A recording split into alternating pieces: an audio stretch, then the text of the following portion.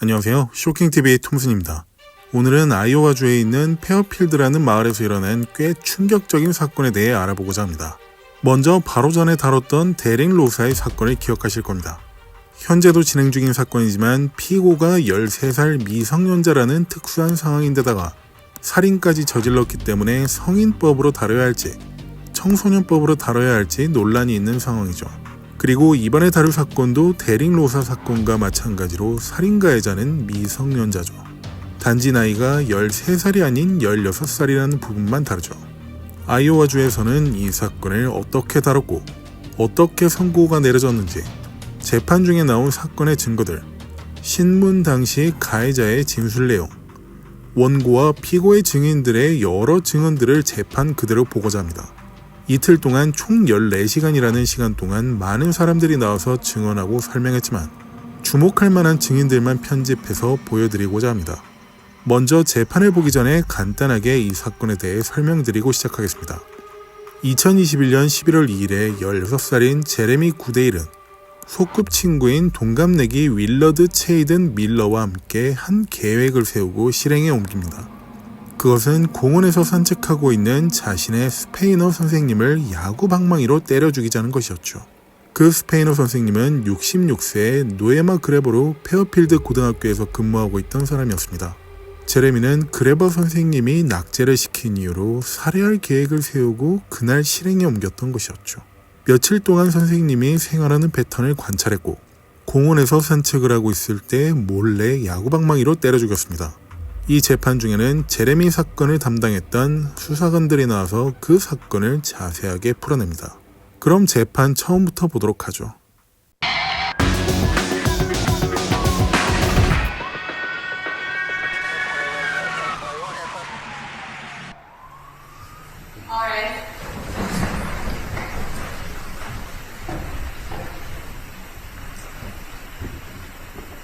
Good morning, everyone. Please be seated.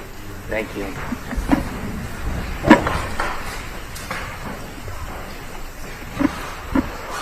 아이보리색의 셔츠를 입은 사람이 제레미 구데일입니다. 살인 당시에 16살, 재판 당시에는 18살이었죠. Ready to go, counsel? State's ready. Ready, Your Honor. I'll have you turn your mic on. We are on the record in the Iowa District Court for Jefferson County. It's case FECR 005143, State of Iowa versus Jeremy Everett Goodale. Mr. Goodale appears personally with his attorneys Nicole Jensen and Alan Cook. The State of Iowa is represented by Assistant Iowa Attorney General Scott Brown and Jefferson County Attorney Chauncey Molding. The record in the file reflects that on April 18th, 2023, the defendant pled guilty to murder in the first degree. 이 재판은 이미 제레미가 유죄를 인정한 상태이며 선고를 위한 재판입니다. 검찰 측에서는 형량을 늘리기 위해서 노력하고 피고 측에서는 줄이기 위해서 노력하죠. Our first witness is Agent Trent Valletta. Agent Valletta, please raise your right hand. Do you promise or affirm to tell the truth, the whole truth, and nothing but the truth? I do. Please have a seat.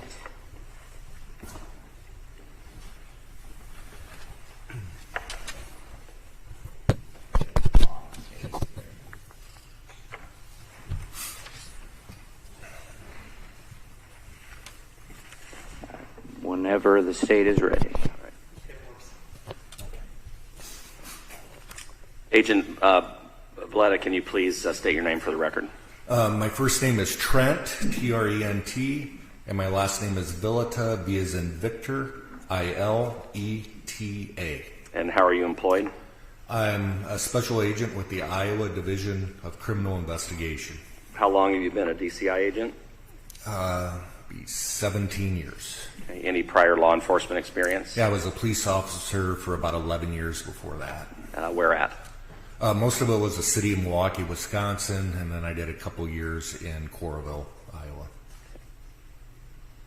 And in the course of your career as a DCI agent, have you worked homicide investigations? Yes, I have. Do you know approximately how many? No. I'm guessing between 5 and 9 death cases a year for 17 years, something like that. Do you work a certain area of the state? Originally, yes. Originally, I was assigned to the western third of Iowa, and now I'm in Zone 4, which is basically the southeast part of Iowa. And there are other agents that do what you do in the state, is that correct? Yes, that's correct. We have 4 zones. We split the state up basically. I think it's almost by population now, and it's roughly 25 of us.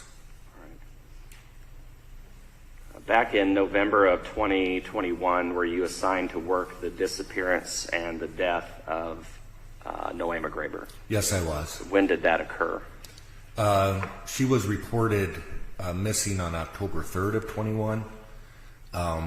We got a call for assistance from the Fairfield Police Department that evening on the 3rd. On November 3rd? Yes. Okay. Whenever you first learned of the disappearance of Ms. Graber, what did you do? So the DCI, we are an assist agency. We assist smaller departments that don't work a lot of violent crimes, major felony cases. We will come in and assist them. So we kind of have a procedure when we get called out. First, the request for assistance is made by the department to a supervisor in DCI who assigns the case to a lead agent, a case agent. 여기서 설명하는 사건 담당 요원은 영어로 케이스 에이전트라고 합니다. 경찰에서 리드 디텍티브, 수석 형사라고 하는 것과 비슷한 뜻입니다. 이후에도 케이스 에이전트라는 표현이 자주 나와서 설명드리고 넘어가겠습니다.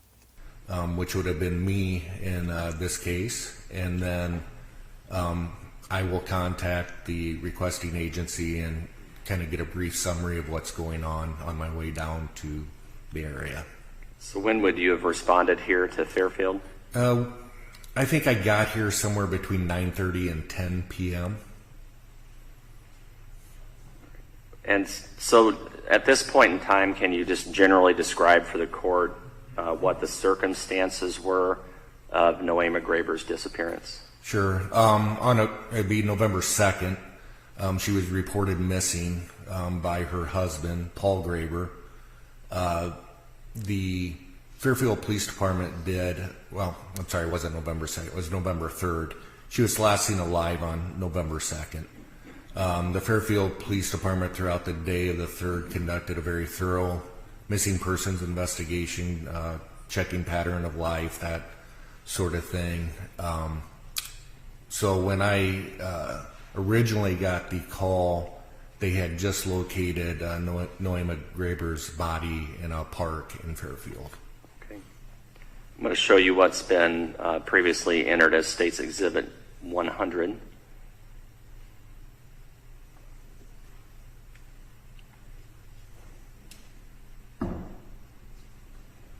This is State's Sentencing Exhibit 100. Who is this person? This is Noema Graber. I believe it's her school picture. It's the photo that was provided by her family. Yes. Okay. And what can you tell us then about what you learned concerning the last time Noema Graber was seen and what the circumstances were of her disappearance? So she had a kind of a pattern of life where at 4 p.m. she would go to a local park and do a walk around the park. It was kind of well known. So Fairfield Police Department was able to determine pretty early that she had left school at 4 p.m. on the 2nd. And then they were able to determine that she actually had entered the park. But when they went to check the park, her vehicle was not there, and they weren't able to locate her. I'm sorry to interrupt you. Was there any confirmation that she had left the school independent of someone seeing her leave? Eventually there was video located of her leaving, and I believe it was shortly before 4 p.m. All right, so she was known to walk at what park here in Fairfield? It's Chautauqua Park. Is that a park here on the edge of town? Yes, it is. So when was Noema Graber actually reported missing by any family? It was the morning of the 3rd. And who was that would have reported her missing? Paul Graber, her husband.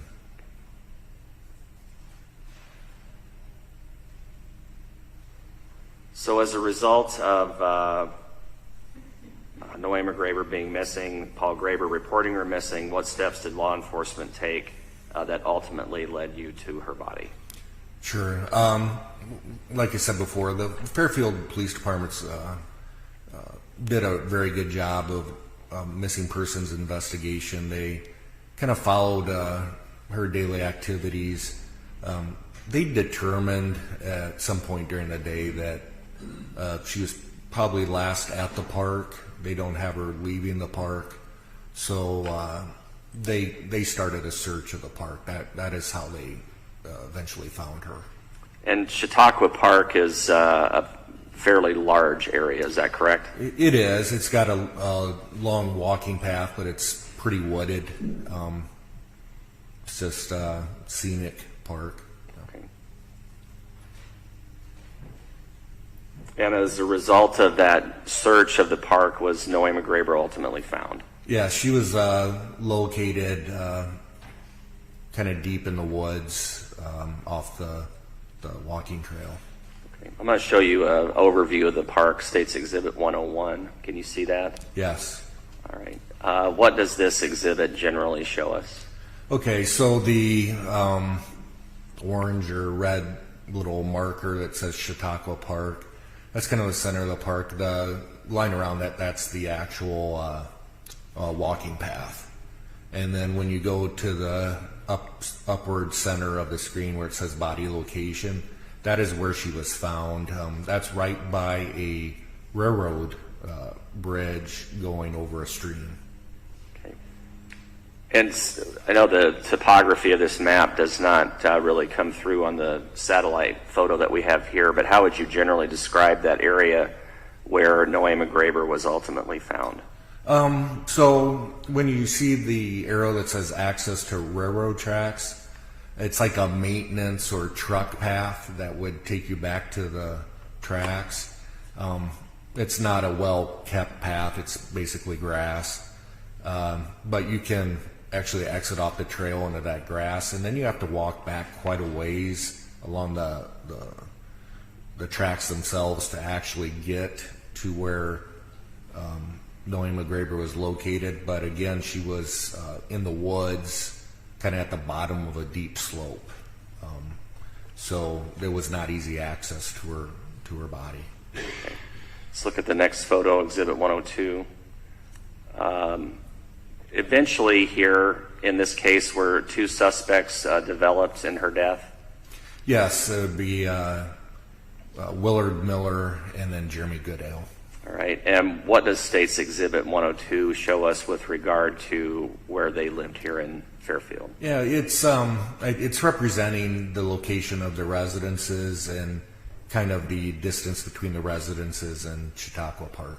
And generally speaking, what is the distance from the Miller residence to the location of Noema Graber's body in Chautauqua Park? Yeah, I think we kind of agreed that was roughly a mile, so it'd be easy walking distance to the park from his residence. And would Jeremy Goodale's residence be similarly located? Yeah, it would have been just a little bit further away, but roughly a mile. Okay, and this map here shows those locations in relation to Chautauqua Park, is that right? Yeah, that's correct. After finding Noema Graber's body, did law enforcement have any suspects? Yes, they did. The way the body was discovered, it was obviously a suspicious death. She had been concealed, which was something that she couldn't have done herself.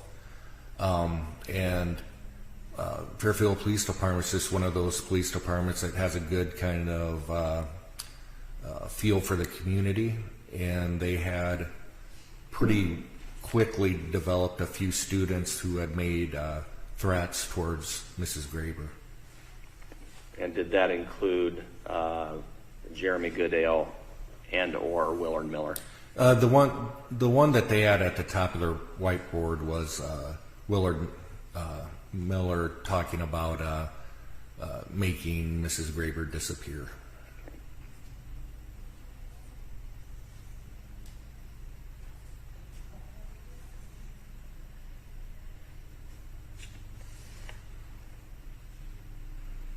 So what, after Noema Graber was located, what were your next steps in the investigation? Okay, so she was underneath a tarp with a wheelbarrow on the top of her and then a railroad tie on top of that. 여기서 나온 침목, 레일로드 타이는 철로를 만들 때 철길 아래에 받치는 나무로 된 받침목입니다. 한 개당 약 100kg 정도 나간다고 합니다. Part of my responsibilities as a case agent is to determine what resources are needed as far as evidence collection, that sort of thing. Just from myself going out there along with a couple other people, we could tell pretty quickly we'd need our lab response to help with evidence collection. And then, of course, I had other agents coming down. Really the first hour or so was pretty fluid as far as the investigation goes, where we just have to develop leads and assign the leads, figure out how to manage the crime scene. So usually the first hour is pretty busy.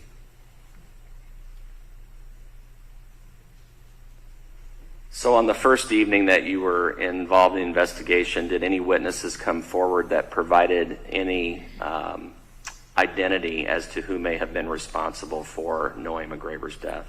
Yeah, so when I had arrived, Fairfield Police Department had a whiteboard, and they had several names. Like you said, Willard Miller was at the top, making a threat towards Mrs. Graber. What we had discovered was another student named John Burnett had showed up prior to us getting there, claiming to have information as to her disappearance. We called him pretty quickly back, and when he came back in, he said that he had information that would show who killed Mrs. Graber.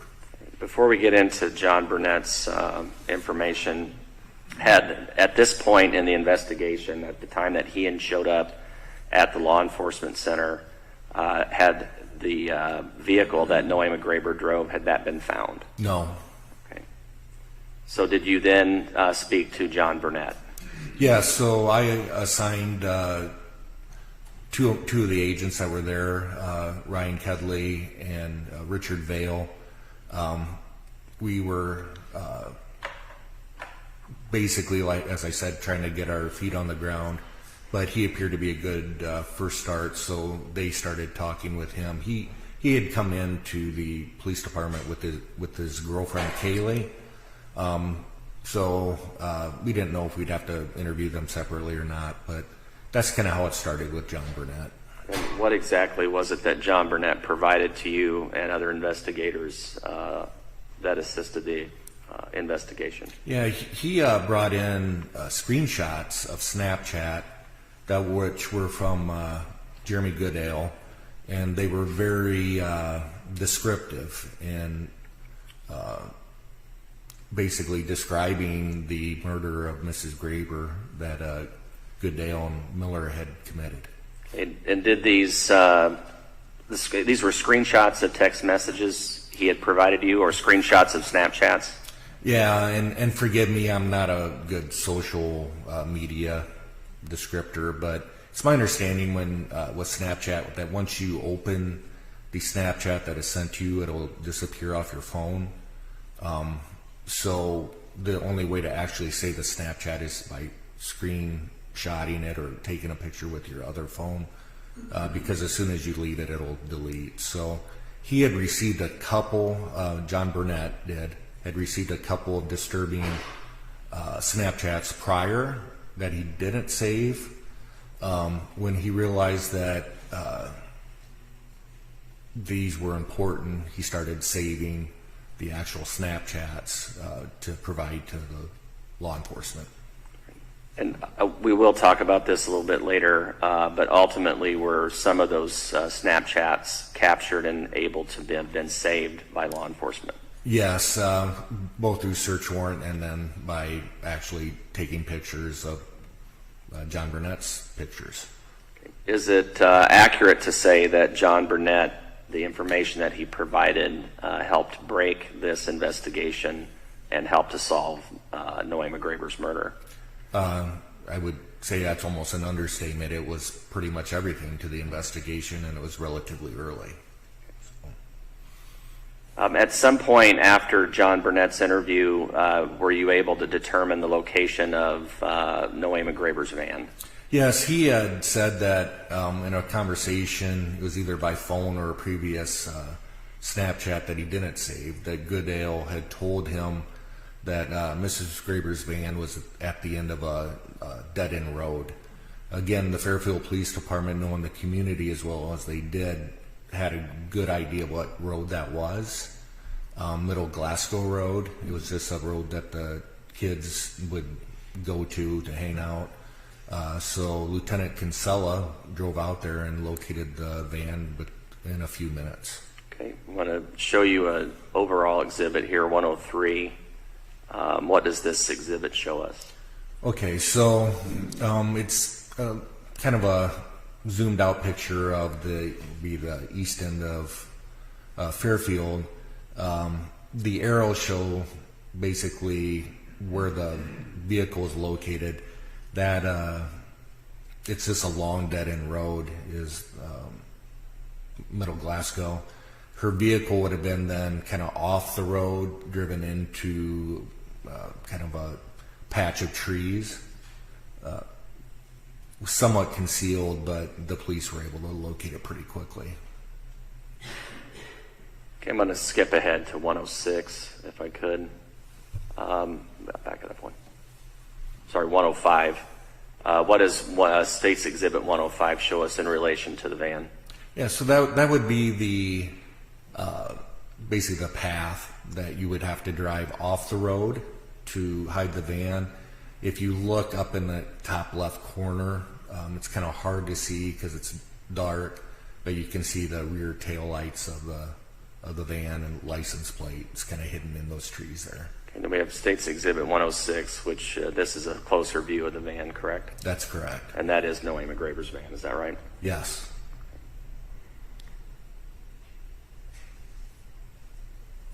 I assume the van was searched, is that correct? Yes, it was.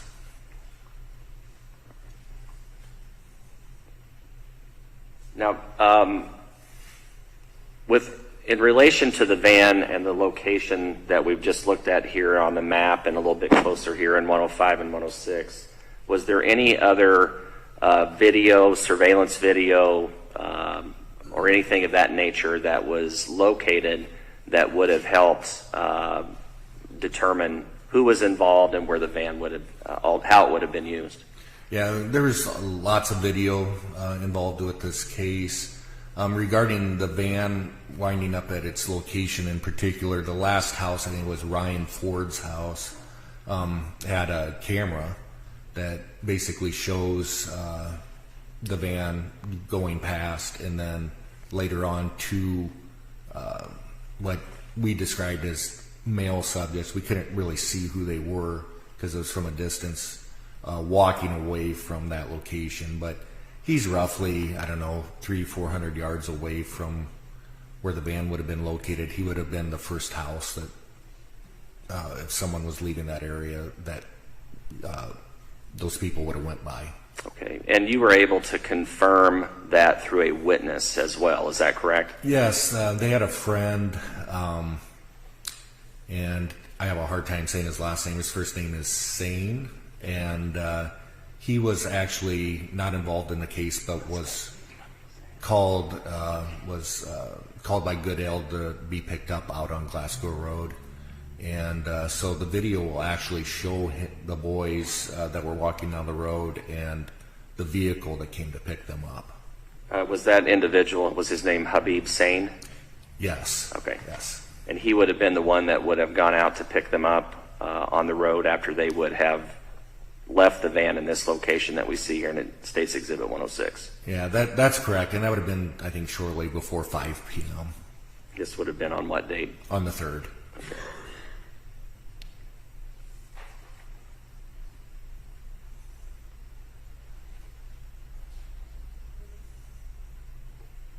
All right.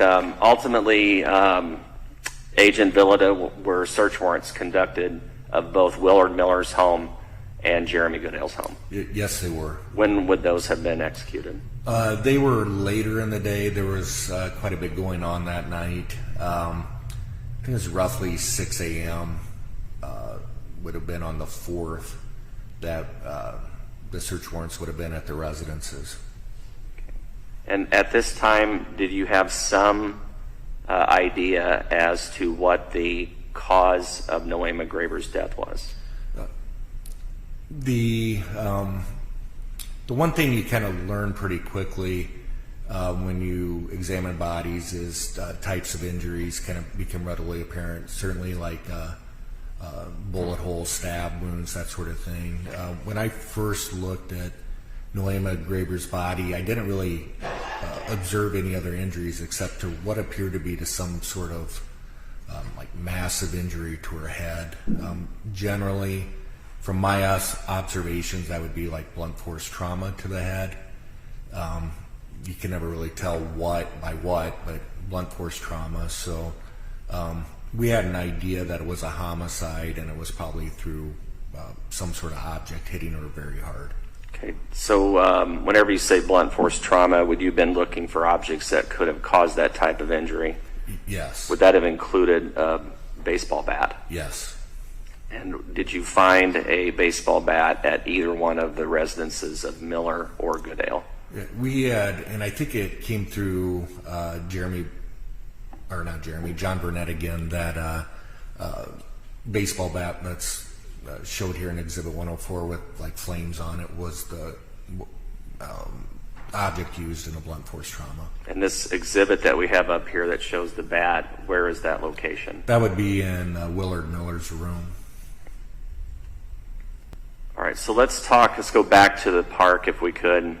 So did you and other officers thoroughly search the park along with your crime scene team? Yes, we did. And were other things found that would have been related to Noema Graber's death? Yes. Okay, we're going to walk through a number of photos here. The first one here is State's Exhibit 107.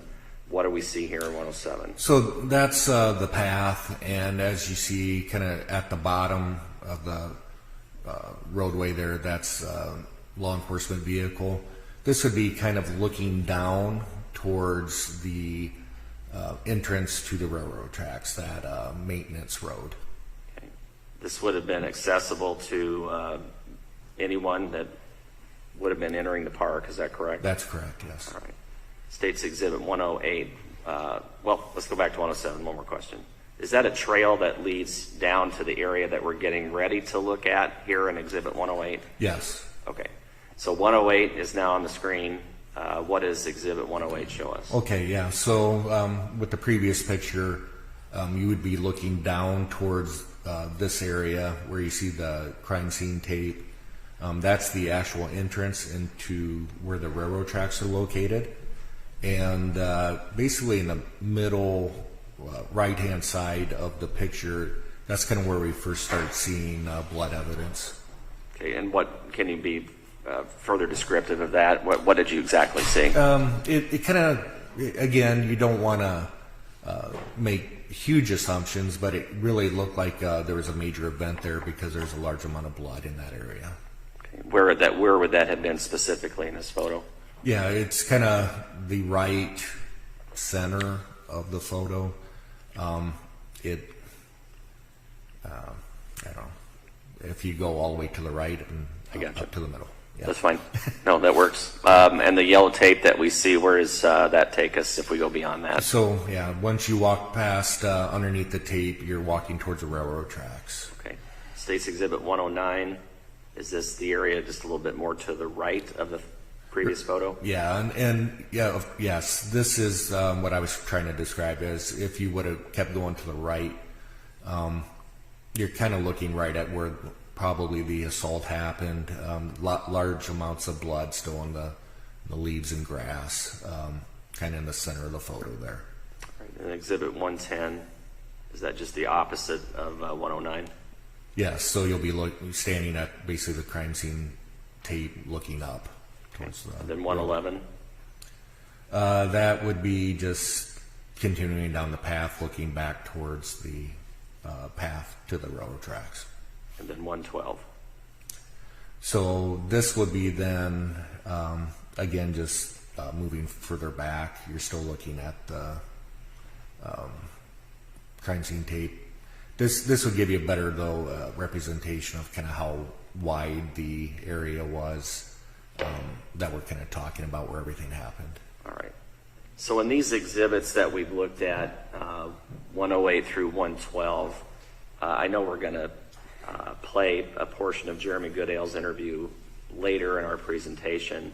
But in relation to that interview, does this area generally match up with what he tells officers later as to where Noah McGraber was first attacked? Yes, it does. Okay. And going back to Exhibit 109, I'm sorry, 110, this area, there appears to be going back uphill, is that right? Yes. So you're standing at the bottom of a hill near that entrance to where we see the crime scene tape. Would that be true? Yes. Are you visible to anyone else in the park? If anyone else would have been in the park, would you have been visible to them? You would have had to be relatively close to see that area. Okay.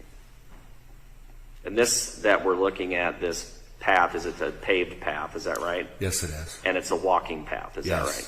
So it's not made for vehicles. Yes, it's only for law enforcement vehicles. I understand that. Yeah. But people can't just drive there normally. Correct. I know, but normally they don't do it. That's a walking path, generally speaking. That's what I think. All right, let's go back to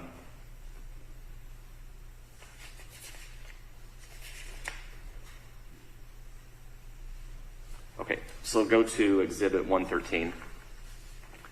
All right. So this is what I would describe as the pathway or entrance into the railway tracks area. Would that be true? Yes. Is that gray berm that we see in the distance there, is that where the railroad tracks are located? Yes, the gray is actually the gravel on the berm. Okay. And is this a path that you could drive a vehicle back into if you wanted to do that? Yes. Is there? I know you have crime scene tape up. That obviously wasn't there before. Is there any other restriction to getting back in that area? Is there a gate or a fence or anything that blocks your way? No, and you could really access it from the woods as well. Okay. In relation to this particular location, where would Noah McGraber have been located? So as you're looking at the crime scene tape, she would be off to the right, roughly, 150 yards or so. Okay. Fairly well concealed, is that accurate? Very well concealed, yes. Okay, so let's go to the next photo, Exhibit 114. What does this show us? So now we're on the other side of the crime scene tape, and we will, it gives you a better representation of kind of the path that would eventually lead us towards Noah Graber's body, but you get a better view of the railroad tracks and then, of course, the path itself. Okay. Exhibit 115. Again, now we're on the other side looking back towards the crime scene tape. This is basically just the opposite direction of Exhibit 114, correct? That's correct, yeah. And then 116. So now we're kind of again, we're on the other side of the crime scene tape, and now we're looking down the railroad tracks towards where the bridge is and where Noah McGraber was located. The railroad tracks are to the left, is that right? That's right. And 117? That's the opposite of 116? Yes. All right, now in this area that we see in this series of photos that we've just looked at, was any blood located that would have belonged to Noah McGraber? Yes, the lab team was able to recover a few samples along the way of in the grass of blood. Okay, 118 shows us what? Now we're on top the railroad tracks. You can see the bridge, and we're getting relatively close to where her body was located. Okay. The bridge you can see is the darker area on the railroad tracks up there in the left corner? That's correct, yes. All right. Is this terrain rocky? It's very rocky, yes. All right. Is it hard to walk on just normally? Yes. States Exhibit 119, what does that show us? So now we're on the railroad tracks themselves. We'll be looking down towards the location where Noah McGraber's body was located. And remind us again how you first were able to get to this location. How did you know to come here? During the search of the park, the police were able to they basically did a grid search. What kind of stood out to them was they saw a red object in the woods, which later turned out to be a wheelbarrow. Once they got close to the wheelbarrow, they could see essentially a shoe, looked like a foot in a shoe underneath a tarp. And this area, you just found Noah McGraber's body in this area because of the grid search, is that correct? That's correct. Not because of anything Jeremy Goodale or Willard Miller informed you of, is that right? That's right. All right. So Exhibit 119, is this a steep embankment if we go down this area to the trees? It's very steep, and then the gravel is, excuse me, also very loose. It's just thick woods. It's not an area that people would go to. And can you see at least a portion of the red wheelbarrow here in 119? I think you can. I think the next picture would be a little better for that, but I think that's what that was supposed to represent. You can start to see some of the scene. It's in the center of the photo, is that right? That's right. Okay. Exhibit 120 is Yes. a closer view of that area, is that right? That's correct. And you see the wheelbarrow with the railroad tie on top of it. Okay. The dark object, I'm sorry, that's across the red, what it ends up being a wheelbarrow is what? It's a railroad tie, so it's pretty heavy. This probably would have been laying by the tracks there. Okay. So was this the area then that you found Noah McGraber's body? Yes. All right. Exhibit 121, what does that show us? Okay, so again, a much better representation. So we actually moved down off the railroad tracks past the wheelbarrow, and now you're looking up towards the railroad tracks. And this just kind of represents on how the attempt was made to conceal her with. Now you see the tarp, you see the wheelbarrow, and the railroad tie. Okay, so the tie, the tarp, and the wheelbarrow are all covering or concealing Noah McGraber's body? That's correct, yes. All right. And did you ever approach this area and then start to uncover these items? Yes, we did. Okay, so States Exhibit 122, what does that show us? Again, that's just a close-up of the tarp, the wheelbarrow, which you can see is broken, and then the railroad ties above those two. Okay. And is Noah McGraber ultimately found wrapped under this tarp? She is. If you examine the picture closely, you can see the shoe sticking out underneath the tarp. Is that to the left? Yes. At least the bottom of the shoe is what it looks like to me. Yes. Okay. And 123? So 123 is now we've removed the wheelbarrow from Noah McGraber. This is how she was wrapped up in the tarp. Okay. Is this with the wheelbarrow taken off of her? Is that right? Yes. and the railroad tie has been moved somewhat. Is that right? Yes. Okay. Before we show the next couple pictures, these are actual body photos of Noe McGraber. Is that correct? Yes. All right. And we'll show you Exhibit 124. What does that show us? So this is when you remove the tarp. This is basically how she was discovered, how she was represented when we found her. And the blue material that's at her feet, what is that? Those are her pants. Okay. And she still has a bra on, is that correct? Yes. All right. State's Exhibit 125 is a closer picture, is that correct? Yes. All right. And then was her more items removed where you could see the blunt force injury, at least grossly see it at the scene? Yes. We'll show you Exhibit 126. And what are we seeing here? Again, so this is just based on experience. My initial suspicion as to looking at this picture would be some sort of object had hit Noe McGraber in the back of the head, which would have caused that injury. Okay. We'll leave the photos here for just a second. Noe McGraber's body was autopsied, is that right? Yes, she was. Okay, and who did that? Michelle Catalier. And who was that person? She's a pathologist that works for the Iowa Medical Examiner's Office in Ankeny.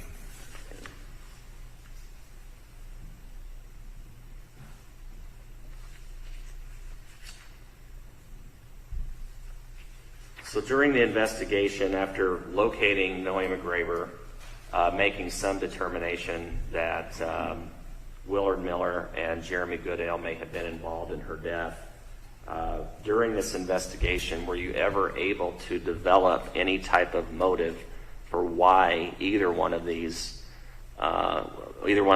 men, Miller or Goodale, would have wanted to harm her? Yes, the Snapchats that John Burnett provided us from Jeremy Goodale were pretty definitive that he basically says Mrs. Graber failed the wrong students. So it became pretty apparent that the murder was due to grading issues. Okay, and the grading issues related directly to which one? It related to Chaden Miller, Willard Miller, who had just had a meeting, I believe, that day with his mom and Noe McGraber regarding him failing her class. Were you ever able to make any determination as to whether or not Jeremy Goodale had Ms. Graber as a teacher? Yes, and I believe that he did pretty well in the class. I don't think that he had definitely the issues that Willard Miller had with Mrs. Graber. Concerning Jeremy Goodale's involvement with Noe McGraber's death, were you able to determine how the two of them were connected? Yes, so about 2 weeks or so before the actual murder itself, Willard Miller had approached Jeremy Goodale and basically asked him if he would be willing to help him kill Noe McGraber. And Jeremy Goodale later confirmed that, is that correct? That's correct. And do you remember how long before Noe McGraber's death that initial conversation would have taken place? Yes, it was roughly 2 weeks.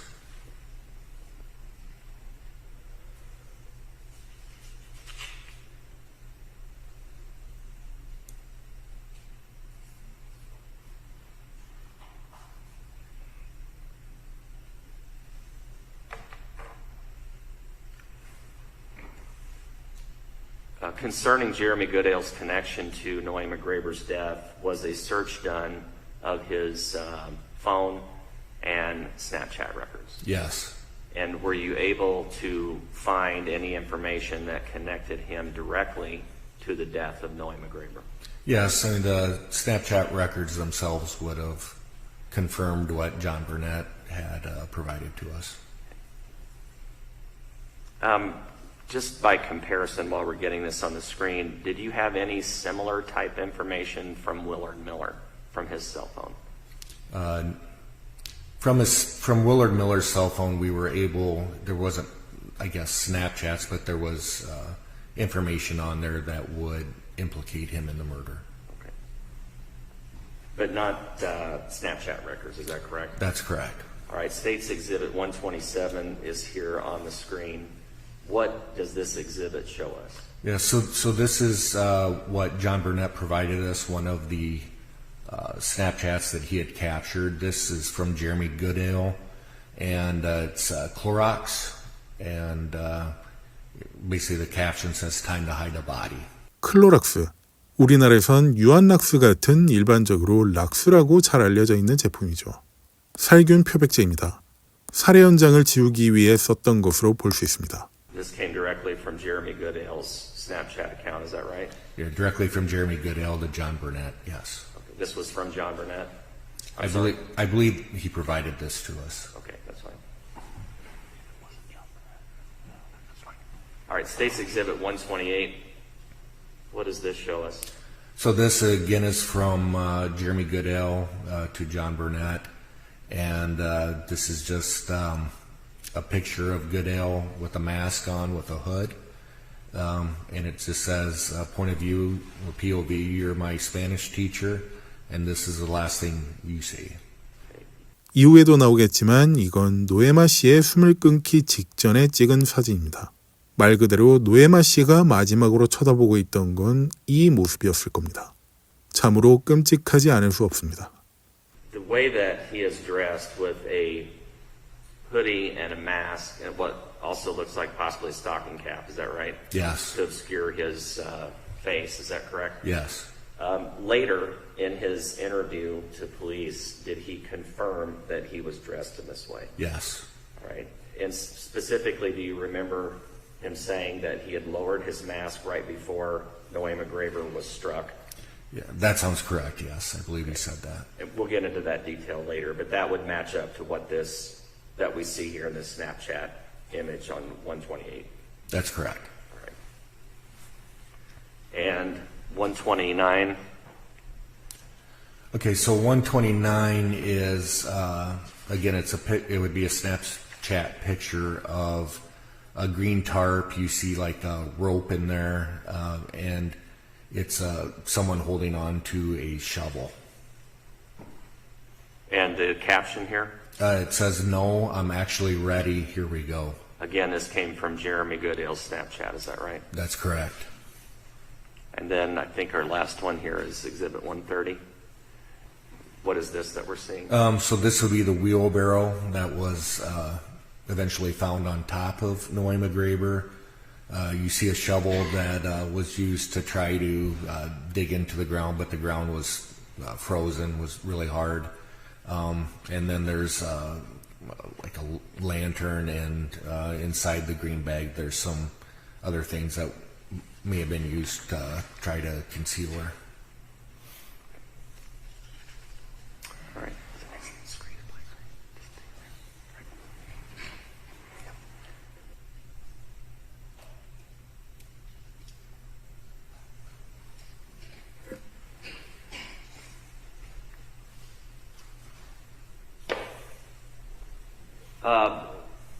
Jeremy Goodale was brought in for questioning, is that right? That's correct, yes. All right, and while he was at the police station, was there a conversation that was recorded between him and a family member? Yes. Who was that? It was his sister. I'm not sure of her name, but I believe it was his older sister. All right, and were you able to listen to their interaction? Yes, we were. What was it that Jeremy Goodale said directly as it relates to Noema Graber? Yes, the conversation is they basically acknowledged they knew they were being recorded, so they were trying to talk soft, but we were able to hear them. She had asked him why he had done this, asked if it was something to do with video games. He kind of basically just tells her, he goes, I have no remorse that I did this, and I don't regret doing this. Really denies any video game influence, anything like that. And this would have been what date? That would have been, essentially, it would have been early morning on the 4th. Of November? Yes. 2021? Yes. During your investigation, were you able to determine if there was any evidence of planning of the murder of Noema Graber by both Willard Miller and Jeremy Goodale? Yes, it seemed to be quite a bit of planning, actually. Can you summarize that for us? Willard Miller had created basically a murder list of items to get to commit the murder. Both Goodale and Miller had conducted surveillance on Noema Graber to try to determine her pattern of life, to know where she was. And they seemed the night of the murder to have all their supplies ready to go.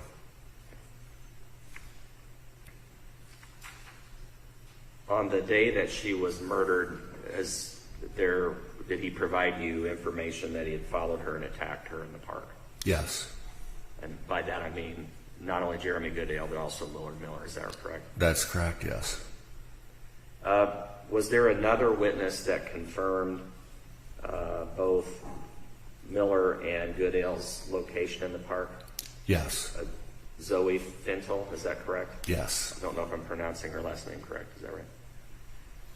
What was it that she was able to tell you? She was Jeremy Goodale's girlfriend at the time. She had met Jeremy at the park roughly 4 p.m. or so. She saw Jeremy with Willard Miller at the park, and Jeremy Goodale basically told her to leave the park, and as she was walking away, she saw Jeremy Goodale walking towards Willard Miller. And if I remember correctly, I think they were walking kind of towards the location where the attack eventually happened. And would this time that she would have been there been consistent with when Noema Graber would have been walking in the park? Yes.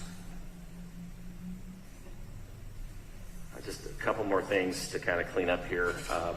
The bat we talked about earlier, was any DNA located on that? No. Was it looked for? Yes.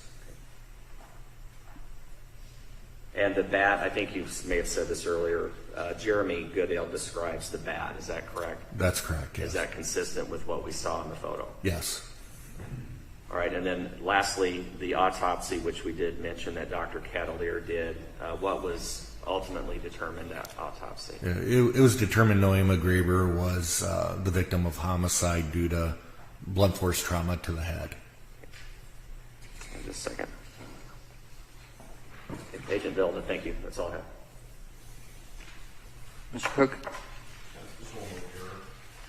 Agent Boyda, do you recall the age of Jeremy Goodale at the time of this incident? I think they were both 16 at the time. Okay. And earlier in your testimony, you had talked about locating the body of Noema Graber without any assistance from either Mr. Goodale or from Mr. Miller. Is that correct? That's correct, yes. When law enforcement retrieved Mr. Goodale from his residence and brought him to the law center, his dad came with him. Is that correct? Yes. And whether it was you or other law enforcement, somebody from the state spoke with Mr. Goodale's father, and Mr. Goodale's father essentially lawyered up for him? Yes. Okay. I have no further questions, Your Honor. And anything else from the state? No further questions. All right. Thank you, Agent Belletta. You can step down. State ready to call its next witness. Your Honor, at this time, the state would call Special Agent Ryan Kedley with the Division of Criminal Investigation. Do you promise or affirm to tell the truth, the whole truth, and nothing but the truth? I do. Please have a seat. Good morning, Agent Kedley. Good morning. For the benefit of the court reporters, could you state and spell your name? Yes, my first name is Ryan, R-Y-A-N. My last name is Kedley, K-E-D-L-E-Y. Agent Kedley, how are you employed? I am employed as a special agent within the Iowa Department of Public Safety's Division of Criminal Investigation. Are you co-workers with Special Agent Villita that we just heard from? I am, yes. Same division? That's correct, yes. How long have you been with DCI? For approximately just over 16 years, and the last 9 years I've been specifically assigned to the Major Crime Unit within the DCI, posted to the Quad City office, which is a part of Zone 4, which Agent Villita noted during his testimony, which encompasses East and Southeast Iowa. What type of assignments does the DCI's Major Crime Division handle? So we are by nature a request agency. We handle major felony level investigations that some rural county and local agencies don't typically have the resources for. So typically we will help investigate murder investigations, bank robberies, sexual assaults, kidnappings, and then also officer-involved shooting investigations. I think Agent Villita was asked how many homicide cases he's handled in his career. How many would you say you've handled in your career? I would say since approximately 2014, somewhere in the range of 55 to 75 death investigations. How did you get involved in the investigation into the homicide of Mrs. Graber? Yeah, so on the evening of November 3rd, I was contacted by my immediate supervisor, Special Agent in Charge Richard Rahn, R-A-H-N, who had advised that the Fairfield Police Department had requested DCI assistance with a missing person death investigation out of Fairfield. And he had requested that I report to Fairfield along with Agents Villita and Vale, which I did so. And while en route to Fairfield, I was advised that Agent Villita would be assigned as the lead investigator on this particular case, and I would be assigned as an assisting agent. And Agent Villita has walked us through the initial stages of that investigation. What part did you play in the initial couple of days of this investigation? My primary role was in conducting interviews. Initially, upon arriving, I was briefed with other investigators on the status of the investigation to that point. Shortly after receiving that briefing, I had been assigned to conduct an interview of John Burnett there at the police department, during which Mr. Burnett provided us with the aforementioned screenshots of text messages from Snapchat, which led us in the direction of Mr. Goodale and Mr. Miller. Did you conduct the search warrant executions on the residences of Miller and Goodale? So for me, I was actually assigned with the execution of the warrant at Mr. Goodale's residence. Myself, Lieutenant Kinsella of the Fairfield Police Department, along with other officers. From the Goodale residence, I rode with Lieutenant Kinsella, Mr. Goodale, and Mr. Goodale's father from the residence to the law center locally, where the execution of the warrant on Mr. Goodale's person would take place, and then subsequently an attempt would be made to conduct an interview. You conducted interviews at the law center that morning, correct? That's correct, yes. Who did you interview? After the interviews of John Burnett and his girlfriend the previous late evening, the following morning, on the morning of the 4th, I had an interaction with Mr. Goodale and his father during the course of the execution of the warrant. I then conducted an interview of Mr. Miller, and then subsequently an interview of Zoe Fintel. Following those interviews, arrests were made and charges were filed, correct? That is correct, yes. What was charged? I believe murder in the first degree against both Goodale and Miller. So that would cover your involvement in, let's call it, the initial stages of this investigation, right? Yes, that's correct. In the subsequent months, there were further developments. Is that fair? Yes. Did you have the opportunity to conduct what we have referred to as a proffer interview with Jeremy Goodale? I did, yes. Could you walk us through the circumstances that led up to that interview? Yes. So I believe it was late February of 2023, earlier this year. I had been in communication with state prosecutors as well as lead investigator Villita on the potential of a proffer agreement being reached between defense and prosecution. And as part of that agreement, there would be a potential interview that the defendant, Mr. Goodale, would sit for, and I was requested to conduct that interview. Is it fair to state that the circumstances of this interview arose from Mr. Goodale agreeing to cooperate in the prosecution of his co-defendant?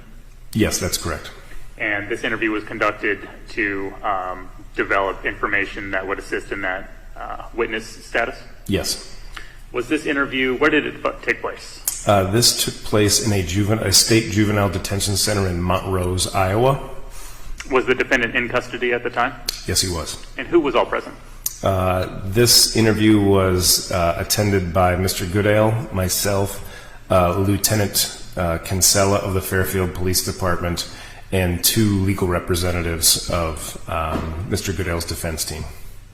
And this interview was audio and video recorded? It was, yes. Your Honor, State's Exhibit 133 is in evidence. It is a video of the full proffer interview between Mr. Goodale and law enforcement.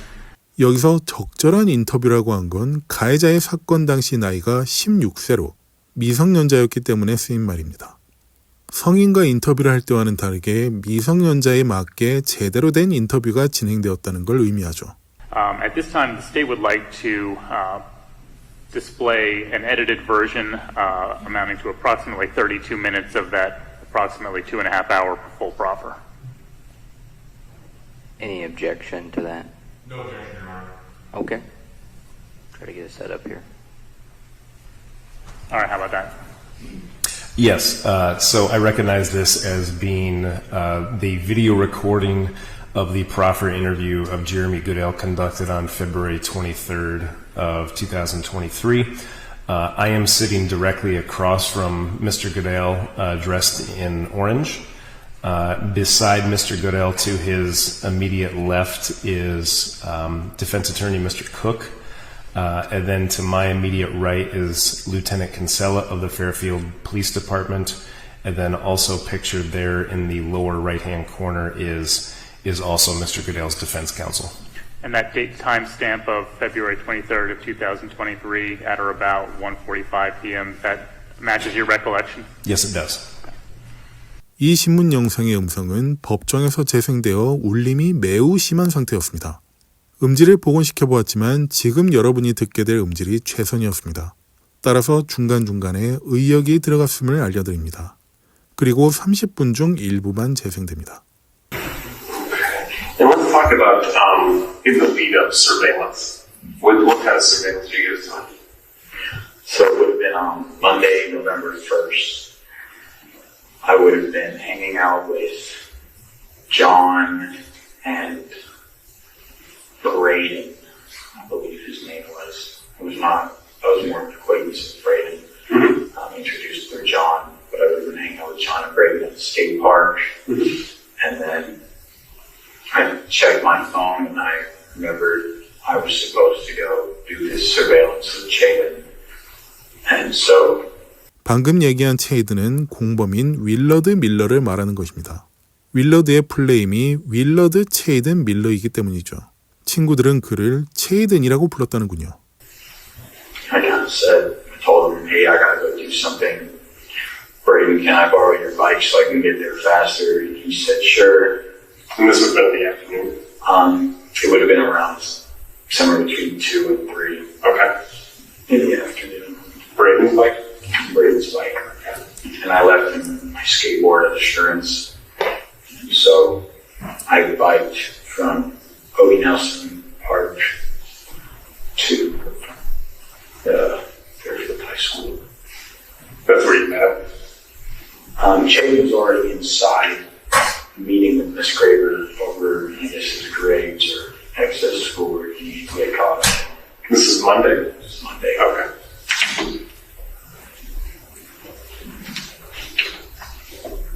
Okay. And so you're standing out waiting for him? Yeah. Okay. And then from there, where do you go? From there,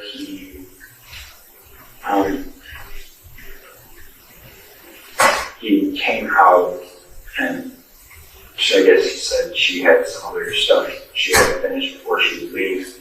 And so he went over to the bike rack, which was farther away from where her van was. At the time, I didn't know what car she drove. And he goes and he leaves and he gets on his bike, and I'm still standing near the football field, actually, like coincidentally a few feet away from her van. And I begin to walk my bike up over to see what's going on with Shaden. And then that's when I see her come out of the school and get into the van. And then I followed it to on bike. Okay. Did you acknowledge her when she came out? Did you guys see each other, say hi, I'm Miss Graber, hi Jeremy, nothing like that? No. Okay. I think she's fine. Okay. Okay. And then Shaden caught up with me when we were at the park. And how does he catch up with you? He had his bike. He had his bike. Okay. He already knew that she went to Chautauqua Park. And so he biked there when he saw that I was gone. And then I think we watched her walk the trail once around, and then we just left.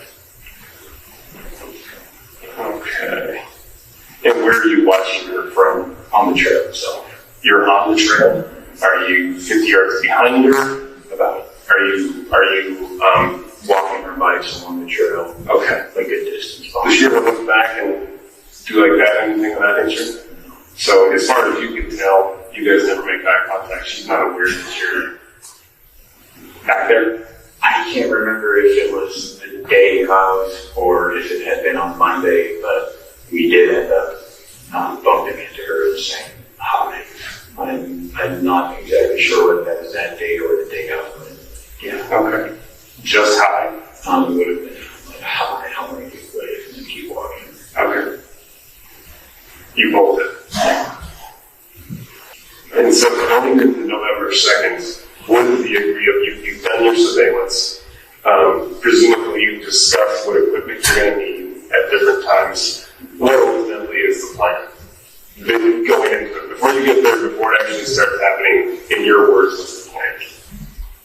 Hit her with the bat and drag her off the top of the trail.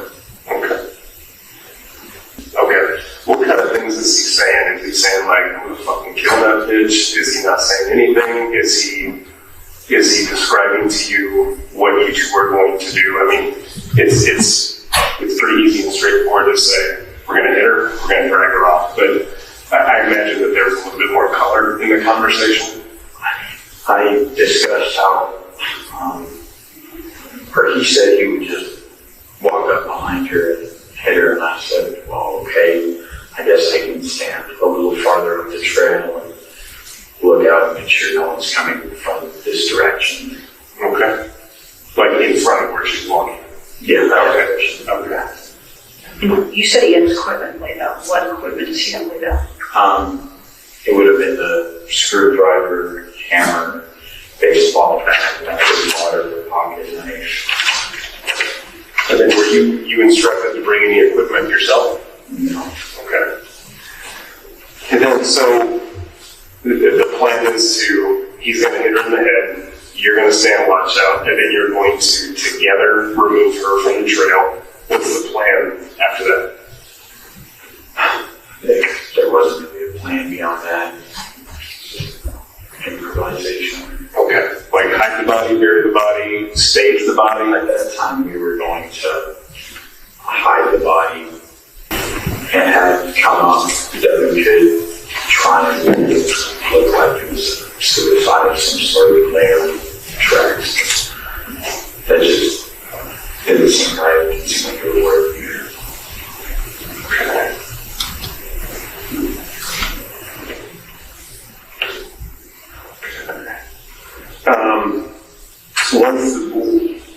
If the plan is to maybe hide the body or maybe it's discussed to have it staged so it looks like it was hit by a train, is there any further discussion about like, sooner or later her body's going to get found and people are going to start asking questions. Is there any discussion about like, we should run away? Maybe a suicide type situation, anything of that nature? Like beyond November 2nd, what's the plan? I guess in our arrogance, we kind of assumed that nobody would ever find her. I kind of stopped over left her.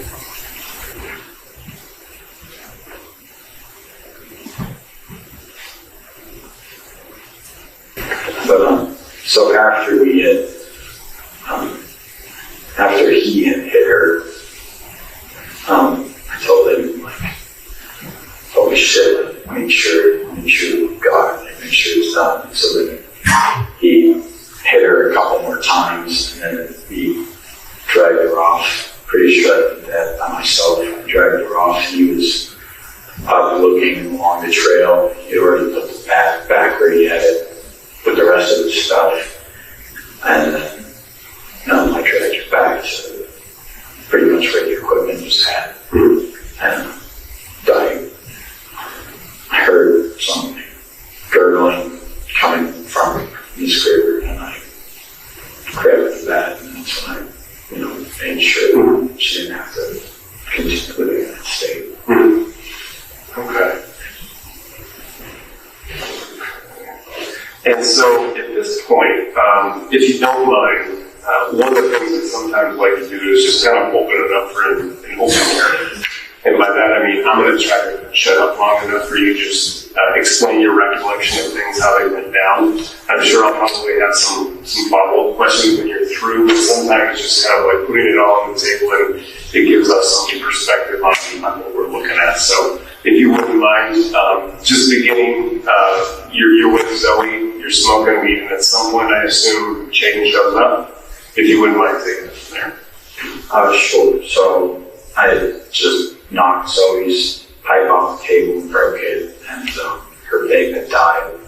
She was getting ready to go home, and I said, yeah, that's great. And that's when Chayton came to the park, and I said, hold up, there goes Chayton. I think I had told her I was going to be meeting him afterwards. And so I take off running because he completely missed where I told him I was going to be at. And so he ran past down the trail, and so I got up and I chased after him, and eventually got caught up to him. And then we walked back over towards where the access trail is. And then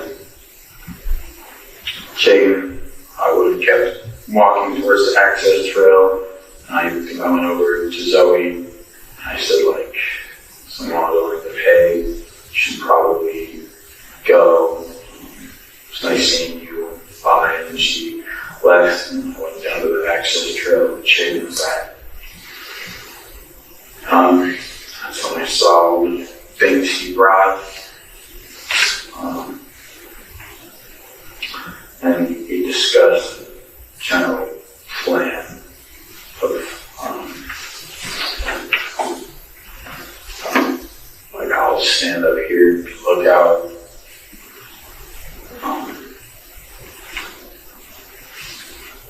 We'll walk up behind her, and then I think we walked back out onto the trail to wait for Miss Perry to show up.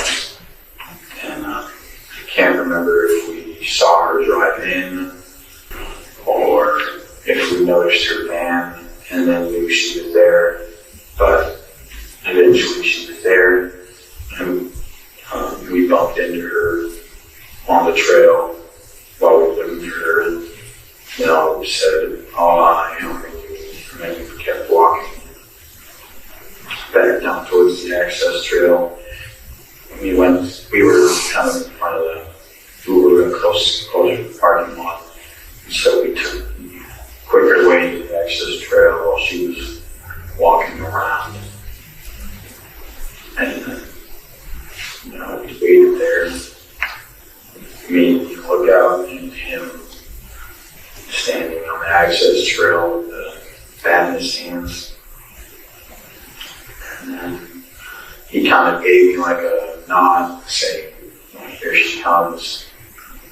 And I gave him the signal that it's all clear, and then she walked by and he hit her in the back of the head. And then I said, holy shit, make sure she's dead. So we hit her a couple more times.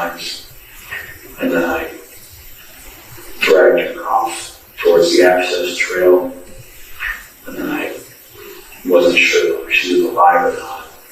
And I took the bat and I made sure that she wasn't alive or breathing. And Chapin wasn't there at that moment. He was standing out on the trail, I guess making sure that nobody else was coming along.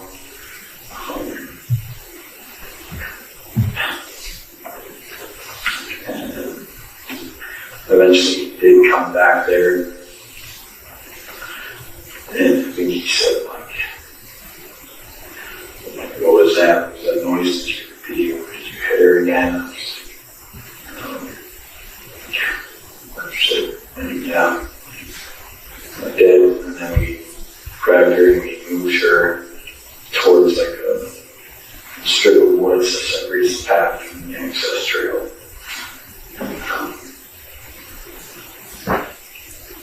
And then that's where we left her. I found her car keys. I handed them to Chapin. We didn't find her phone.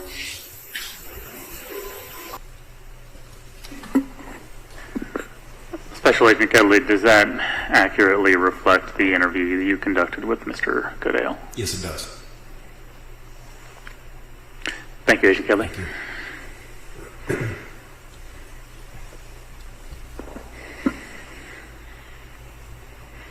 Go ahead, Mr. Cook. Thank you, Your Honor. Agent Kepley, as Mr. Moulding described at the beginning of your testimony, this was roughly 32 minutes of what ultimately was about a 2.5 hour proper interview with Mr. Goodale. Is that correct? Yes, approximately 2.5 hours, yes. Through Mr. Goodale's proper interview, you were able to confirm several of the state's suspicions as far as the nature of the act. And Mr. Goodale also provided the state with new information that the state didn't previously know. Is that correct? Yes, that's correct.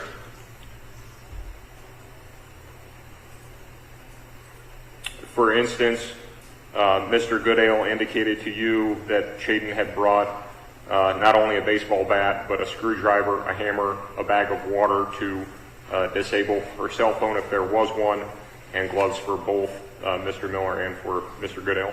Yes, all correct. At one point during the portion of the interview that the court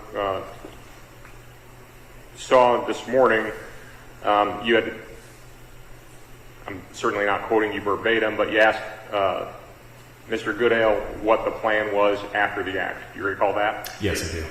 And do you recall his response basically was improvisation?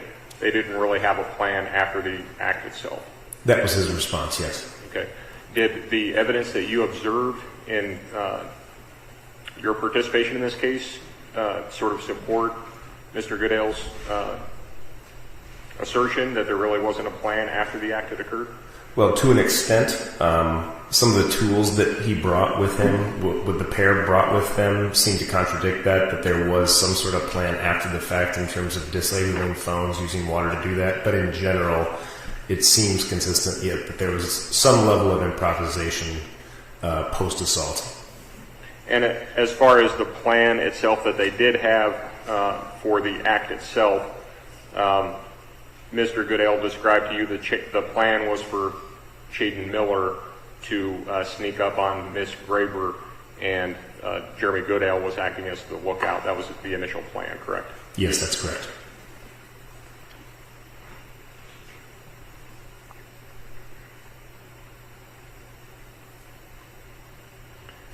Agent Kedley, in the 2.5 hours that you interviewed Mr. Goodale, do you have any evidence or information during the course of your investigation that indicated that Mr. Goodale was not being anything but honest and forthright in the 2.5 hours that you interviewed with him? No, I don't. Okay. No further questions, Your Honor. No redirect, Your Honor. Thank you, Agent Kedley. You can step down.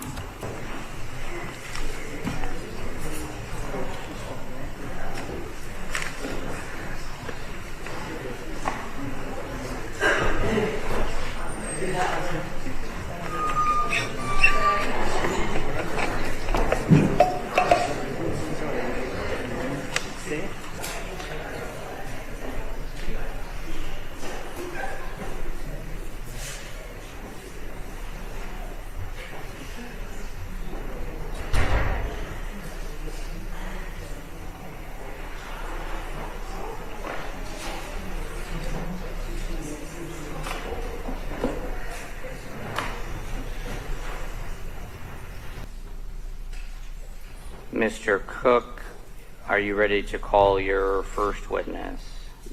We're ready, Your Honor. Go ahead. Thank you, Your Honor. We would call Dean Goodale.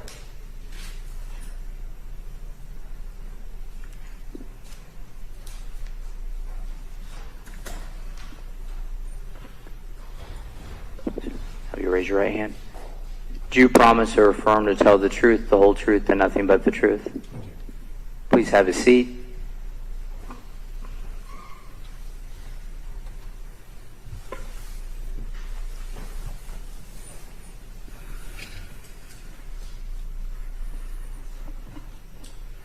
Sir, please state your name. Dean Goodale. And Mr. Goodale, do you know my client, Jeremy Goodale? I do. And how do you know Jeremy? He's my son. Does Jeremy have any siblings? He does.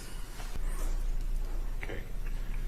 Prior to Jeremy's arrest in this case, where was Jeremy residing at? He was living here in Fairfield with me. Who was all living at your address on Hempstead Avenue here in Fairfield at the time of Jeremy's arrest? Myself, my daughter Jacqueline, and her son Dominic, and Jeremy. What is Jeremy's mother's name? Christine. And you and Christine are no longer married, is that correct? That's correct. During your marriage to Christine, what did you do for income? During most of the time I was farming full time. Did Christine assist you in the farm operation? It was kind of a split operation. There was my full-time job, and then we had some side operations going for the family. She helped with that, yes. Okay. Can you describe your respective roles in operating the farm?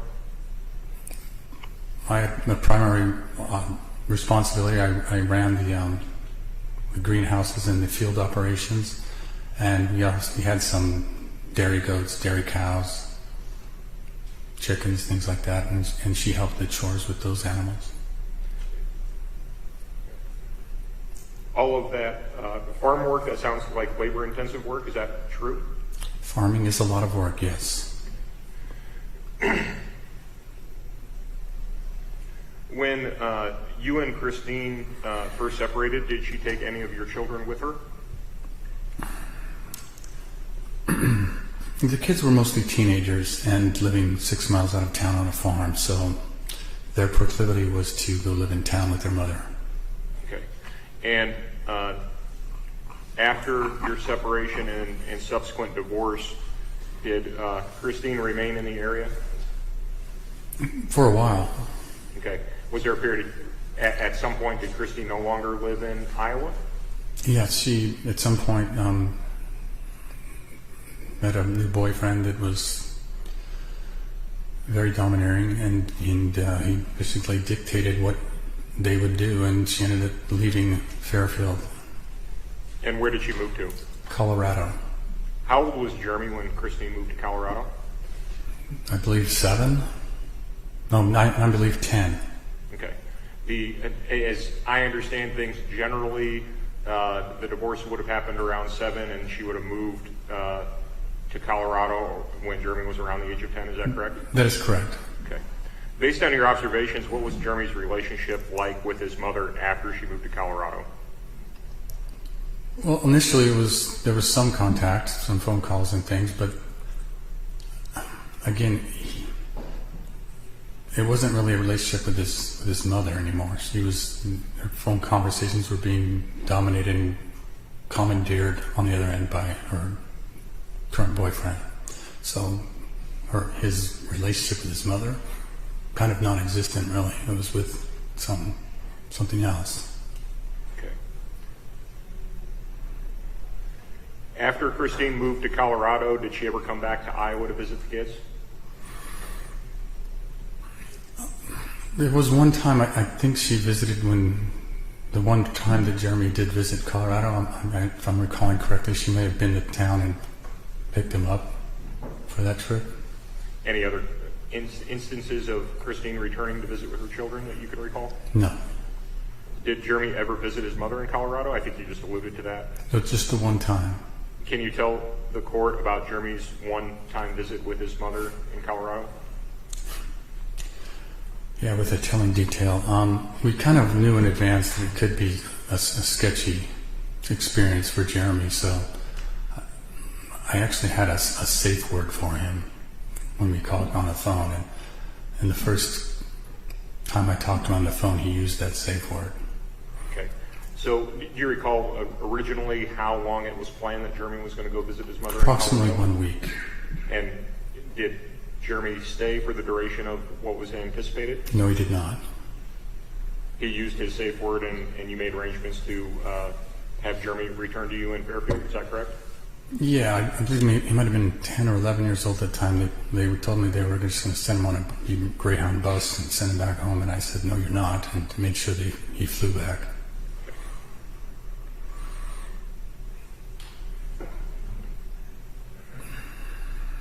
Jeremy was 12 years old when you sold your interest in the farm 6 miles out of town and you moved into the town of Fairfield. Is that correct?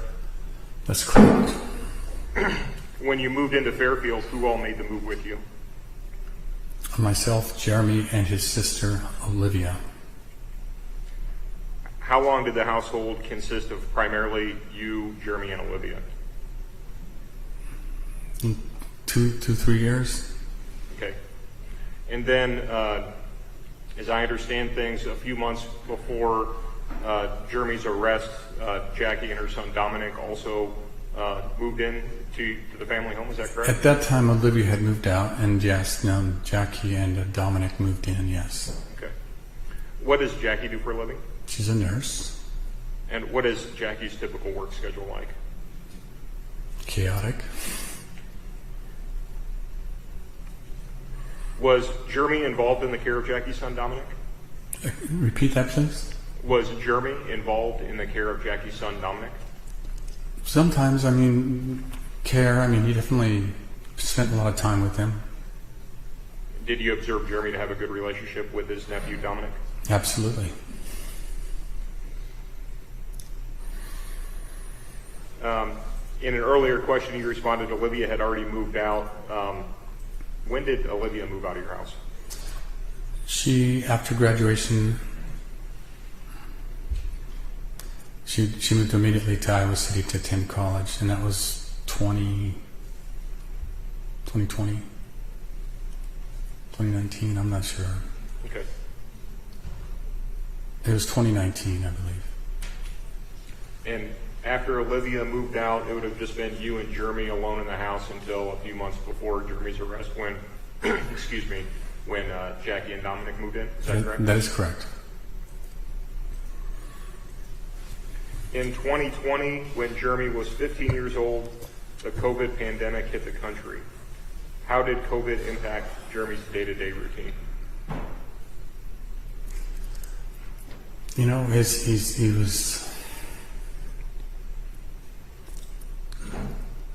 his mom kind of abandoned him. Hey, take your time. Interpersonal relationships were so important to him. And we spent 2.5 years in a global war against interpersonal interactions. It devastated him.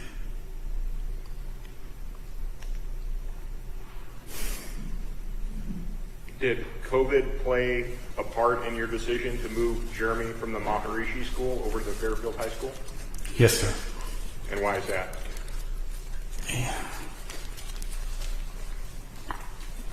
Sitting at home staring at a computer screen, there's no point in paying extra money for that, as far as I'm concerned. Did you feel, let me strike that. During 2020, during the COVID pandemic, was Jeremy's entire curriculum based on online classes? For a good period of time, yes. Okay.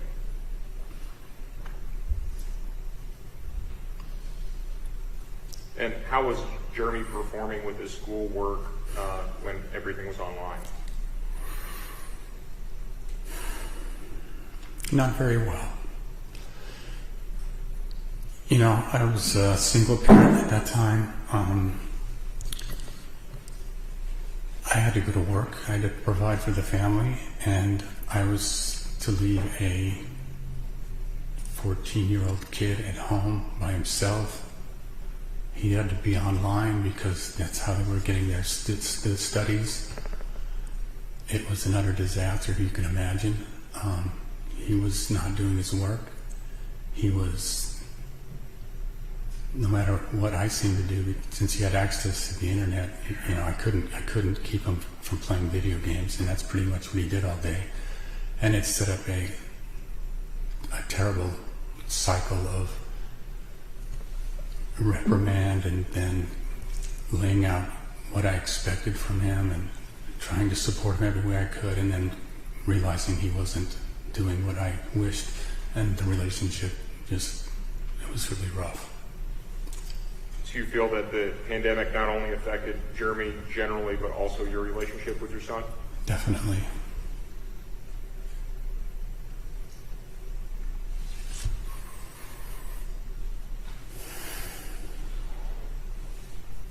In 2021, when Jeremy was 16 years old, and I've referenced this a couple of times before, a few months before his arrest, Jackie and Dominic also moved into the house. Is that correct? Yes, sir. In the months leading up to November of 2021, did you notice Jeremy struggling? Yes, sir. And what were your observations about that? I knew he was smoking a lot of marijuana. I tried to do everything I could to stop him from that, from sitting with him, talking with him, reasoning with him, explaining to him how it's not good for his brain development, to, you know, trying to go, you know, punish him, ground him, or I was just at my wit's end. You know, I had to go to school every day, and he was, again, during COVID, he was at home by himself, and there was no supervision. It was an utter disaster. Did you observe Jeremy having any emotional breakdowns during this period of time? Yes, I did. Can you tell the court about that? He was very emotional, and he would sometimes, yeah, he'd literally break down crying, and you know, it was and screaming some very self-deprecatory things about himself. And these were all in the months leading up to November of 2021, is that correct? Yes, sir. Mr. Goodale, if someone were to ask you to describe your son reflecting on his entire life prior to his arrest, how would you describe Jeremy?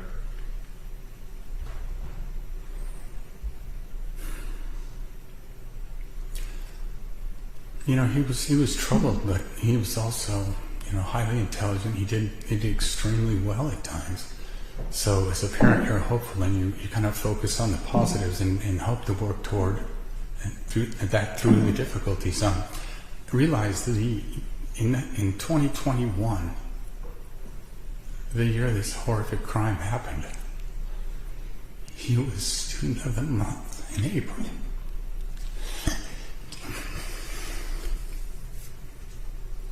At Fairfield High School, and also the tennis MVP that same year.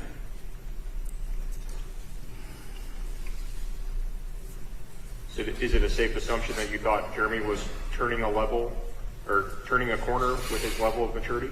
I was certainly hoping so. Okay. Were you concerned about Jeremy's maturity level? Yes, it was very clear to me that he was probably, in terms of emotional and intellectual maturity, he was probably at the bottom of the curve for his age group.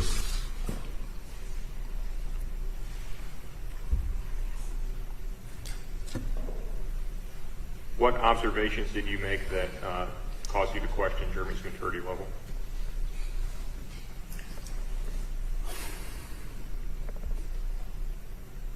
specifics, I don't know if I can come up with a specific example. It's just observing his behavior on a day-to-day basis.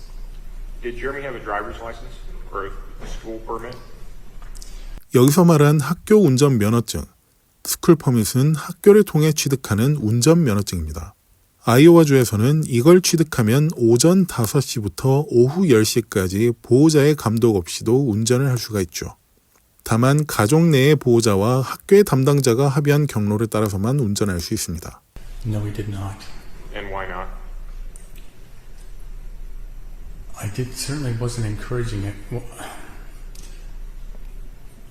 based on his behavior and the things that I was concerned about, my primary concern for him leading up to this was that he would commit suicide.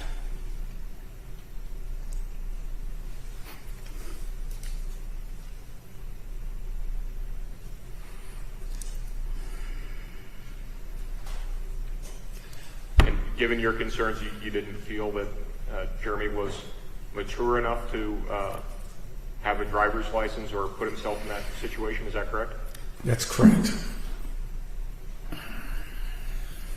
Would you be able to describe a fond memory that you shared with Jeremy over the years for the court's consideration? If I can get through it. Take your time.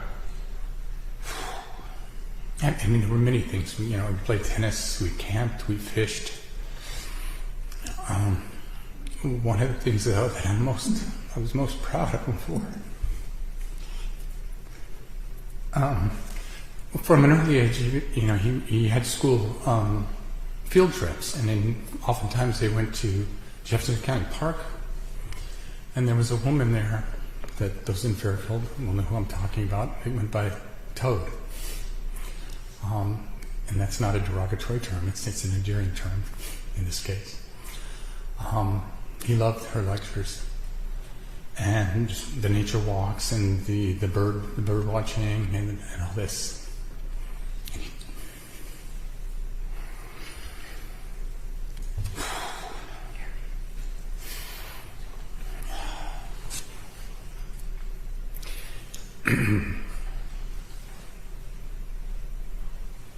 He developed an interest in ornithology. He's quite fascinated with birds, and of course I encouraged that. I bought him some books, gave him material to learn more, and also there's this Fairfield's an amazing place with some very interesting people. There's a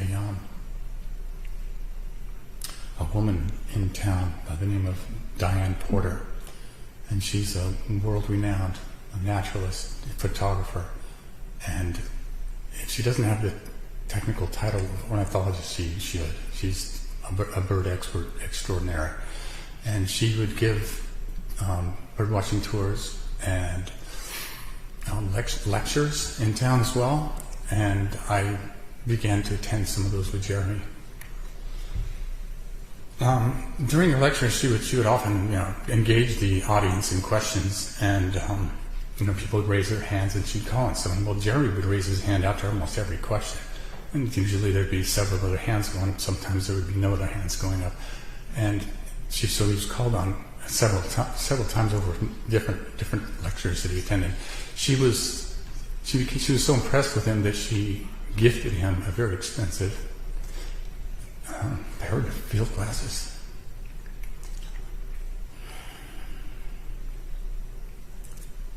Mr. Goodale, since Jeremy's arrest back in November of 2021, have you maintained contact with him? Yes, sir. Can you tell the court generally about that? Usually once a week. That's pretty much when he was at the juvenile center, was about all we could manage. The driving distance and everything, and it was nice. That was where we tried to hit the weekends, so we'd have an hour with them.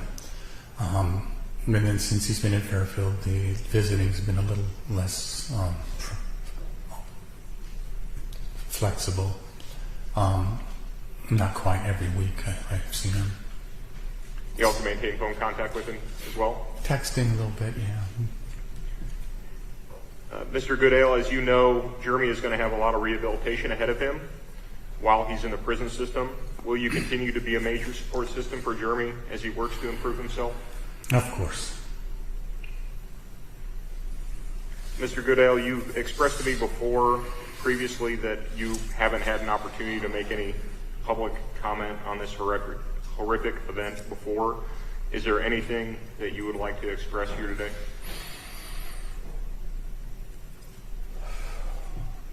When this first happened, my first instinct was to reach out to the Graber family.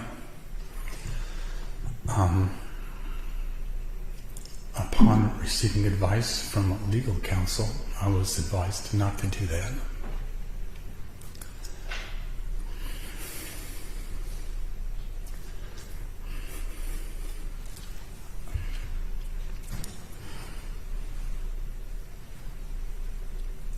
I'm just so sorry.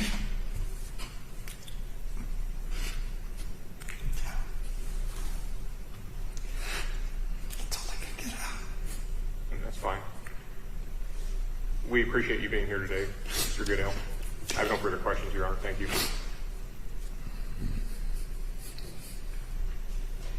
Is that a few questions? I'll have you turn the mic towards you. There are more answers. I'm good. I have more. Thank you. Mr. Goodale, you had mentioned that Jeremy Goodale spent 9 or 10 years in the Maharishi School here in Fairfield. Is that correct? I did not mention that, but I think that's correct. Well, I guess I was kind of deducing that from you saying that he went to public school starting in 10th grade. Would that be accurate? Yes. So kindergarten through 9th grade would have been at the private school? Yes, sir. Okay. And he attended school there consistently through those grades, is that right? Yes. All right. Were there ever any behavioral issues with Jeremy while he was at the Maharishi High School? I haven't seen the official record or anything, but he might have had a couple of minor, scuffles or something. I'm not sure what's written up, but maybe not. It didn't seem. He was in a class with a bunch of rowdy boys, and he was one of the rowdy boys. Okay. And was he? How would you characterize his academic performance while he was at the Maharishi School? All the way up until the pandemic hit, he was nearly an A student. Okay. And did Jeremy want to stay at the Maharishi School, or did he want to switch to the public school and go to public high school? I remember having a conversation with him. I don't think he was averse to it. He certainly wasn't that attached to Maharishi School. And was he friends with Chaden Miller while he was at the Maharishi School? He'd been friends with Chaden Miller since he could walk. Okay, so they've been. How would you characterize their relationship since that time? Were they close friends, best friends, part of a friend group? How would you? I'd say part of the friend group. I never thought of Chaden as being his best friend or anything, but they've just known each other forever. Jeremy was more of an athlete, and I didn't view Chaden like that. Okay, and did Jeremy participate in sports from the time he was young? Yes. What kind of sports? He played soccer, he played softball, he played tennis. Okay. Was he always able to be a member of a team? Yes. Were there ever any behavioral issues that you noticed or that were ever reported to you by his coaches? During sports, no. Okay. Sometimes perhaps when he was in coaching situations, he was a little difficult. Okay. But for the most part, he got along with coaches, could participate in sports. Would that be true? During his year playing with Fairfield High School tennis team, he was shining. He was a great leader for the team. He was an exemplary tennis player and was quite a team player. Popular with the team. Good with the coach. Loved the coach. I think Jeremy at one point in one of the interviews indicated that he had planned on playing possibly collegiately. Is that correct? If he would have worked at it, he definitely had the ability to do that, yes. And tell me if I'm wrong about this. The way that I understand your testimony concerning the COVID issue was that was kind of a turning point for him. Would that be true? It hit him pretty hard, yeah. We were, there's struggles, and then there's things that exacerbate struggles and things that alleviate struggles, and that was definitely an exacerbating effect, yes. Okay. And in November of 21, had Fairfield High School returned to in-person learning? And when now? In November of 21, or that semester, had Fairfield returned to in-person learning? Do you know? In my mind it hadn't. I haven't read it, but I believe it had. But there was still social distancing. This is a great term for what he didn't need. There was masking and other things still going on. But I believe they were back in school full time. And I guess part of the reason that my memory is confused is that they weren't in school that day. But I guess that was a teacher thing going on. Okay. And at the time that Noe McGraber was killed, had Jeremy been doing well in school for the most part? Or how else would you characterize it? Struggling for the most part. Okay. Was he failing classes? I believe he was. Had his teachers reached out to you? No. Had you had any communication with his teachers or made any attempt on your part to reach out to them? I had not. Whenever you indicated that Jeremy was the student of the month in April, that was April of 21? Yes, sir. And what would qualify him for student of the month in April? Like I said, he had the ability to excel, and I think he had a good month. Okay, so it'd be grades and possibly participation in other extracurricular activities or doing well in those. I assume that's what would qualify him for that. Is that correct? Yeah, I was a little surprised because I thought he was, I know he's capable of being a straight A student, and he wasn't quite there, but he was doing a little bit better at that point. And would a teacher have nominated him for that particular recognition, or do you know? Was it the principal? Well, I'm not sure. That's fine. I'm sure there was a teacher involved somewhere, yeah. You indicated that you had a primary concern that Jeremy might harm himself. Is that right? That's correct. Did you ever reach out to a mental health professional to seek out any assistance for him, or did you take any step along those lines? Thanks for asking that question. I'm going to go into a little bit of detail on that. Is that okay? That's fine. So he'd gone to Optime when he was younger for apparently 6 months or so. What is Optime? It's a local place here in town. They have counseling for all kinds of things. Okay.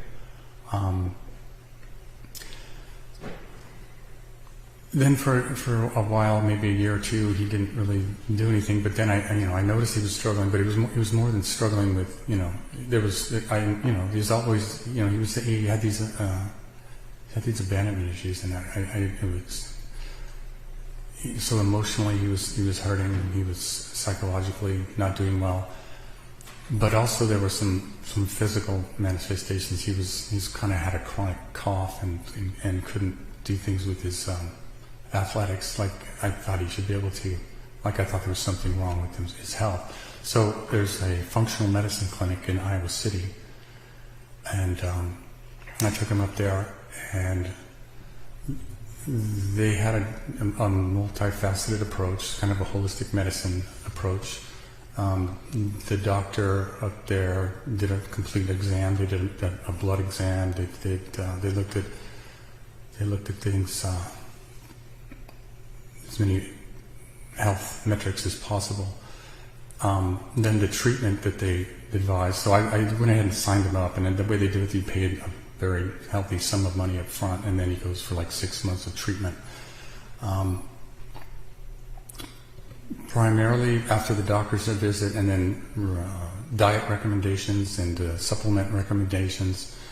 The treatment was every week I'd drive him to Iowa City, and once a month he was to meet with a mental health professional, psychologist, I believe.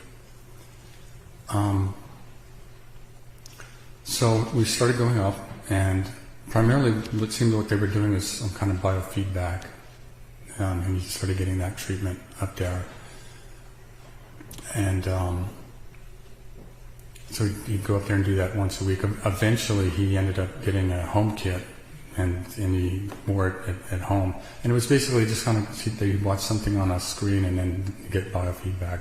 And they had EEGs and monitors progress, and based on what they showed me, it looked like there was some EEG verified progress he was making on that. The other aspects of the treatment up there, again, were visits with the doctor and diet and supplements, and then once a month he was to meet with a psychologist. The first month visit with the psychologist was when it came up. We went up, did the regular EEG, and it was just a tag on to the regular treatment that he did every week.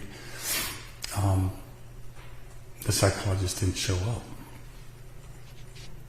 I thought, that's kind of weird. Kind of a profession, business, medical health institute doesn't have someone show up for their appointment with the patient. It seemed very bizarre to me.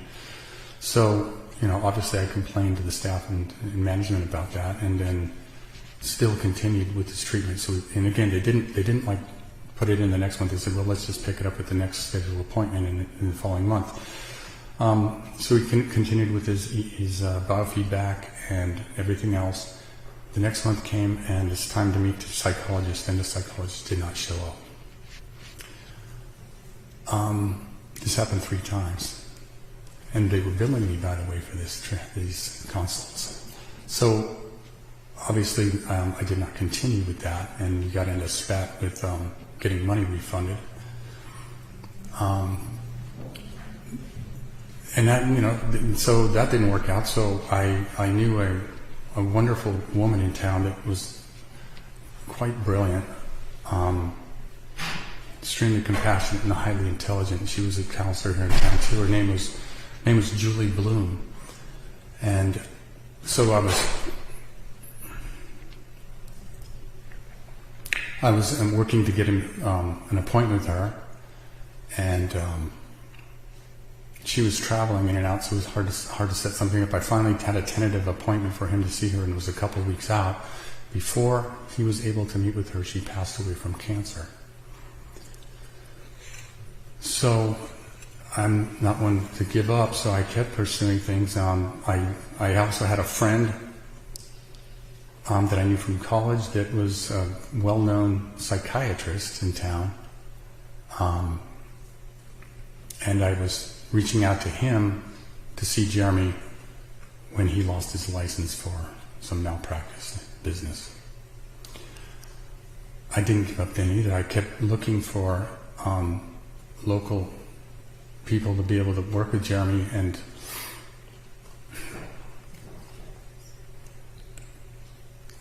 the caliber of counselors varies, but primarily I just didn't find anyone that I felt would be a good fit for Jeremy, and I was continuing to look to the day this happened. So the first series of treatment that you tried to get him, that where either psychologist or psychiatrist did not show. Psychologist, I'm pretty sure. Sorry, if psychologist. What was that time frame? In terms of how old Jeremy was? No, well, let's take it from November of 2021. So back up from there. How long before Noah McGraver's death would you have attempted that counseling with Jeremy? 3 or 4 years. Okay, so he would have been around the age of 12? Roughly, yeah. 12, 13 maybe, I don't know, I'm not exactly sure.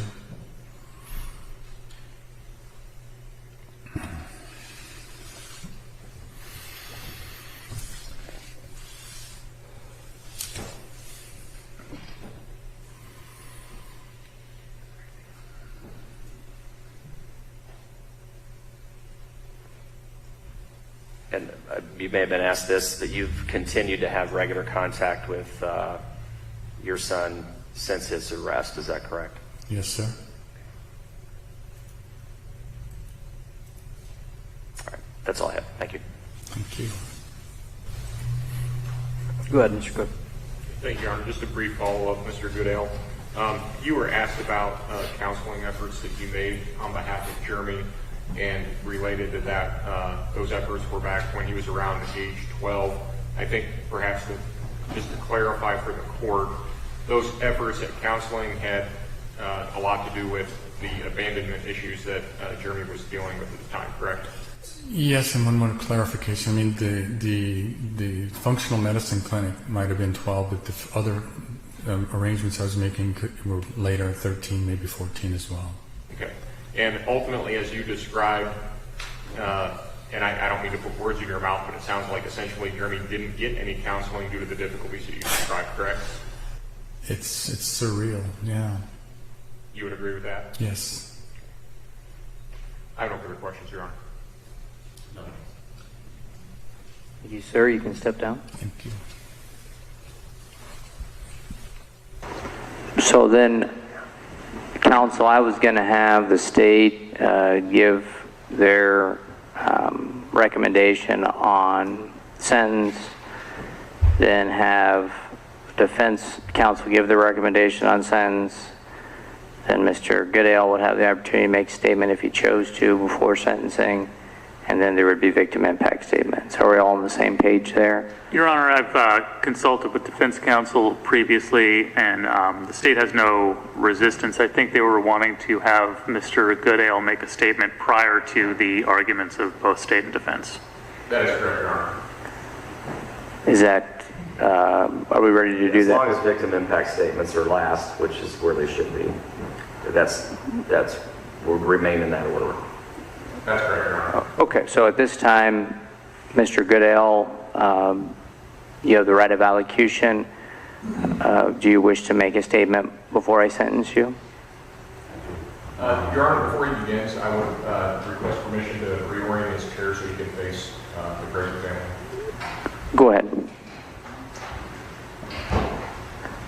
The only, just so Laura can hear him, so I don't know if we need to put a mic on him. Yeah.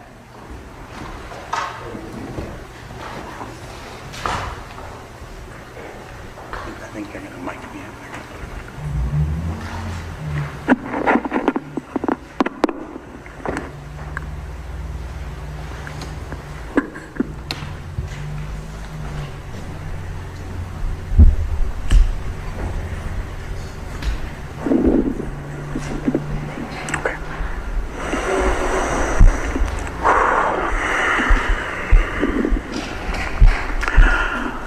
I want to say I'm grateful for this chance to speak my piece.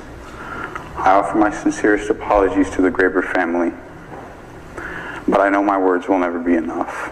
I've had time to think on what to say, and I'm sorry, truly sorry. What I've taken can never be replaced. Every day I wish I could go back and stop myself, prevent this loss and this pain that I've caused everyone. Everyone in the community and outside of it, those closest to me and those closest to the Graber family, as well as the Graber family. I didn't know how taking Miss Graber's life would affect you. I can't comprehend losing a loved one in such an awful way. I'm sorry I didn't stop this from happening in the first place.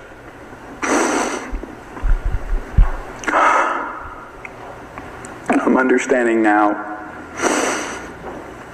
that Miss Graber meant so much to so many people. She was a support to the community and those close to her.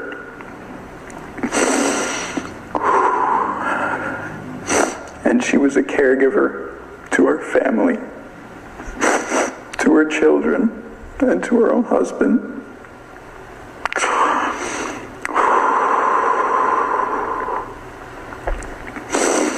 I'm so sorry. Graber's friends and the members of her church, I'm truly sorry for what I've taken from you. I never stopped to consider the community. To everyone at Fairfield High School who felt unsafe, those who were scared, those who lost hope, I'm sorry for what I've done. I'm sorry how my actions have affected you. I owe an apology to all my friends. I'm sorry for the stigma placed on you just for having known me. Zach, Habib, Zoe, and John, I didn't care. I didn't even know what this had done to you.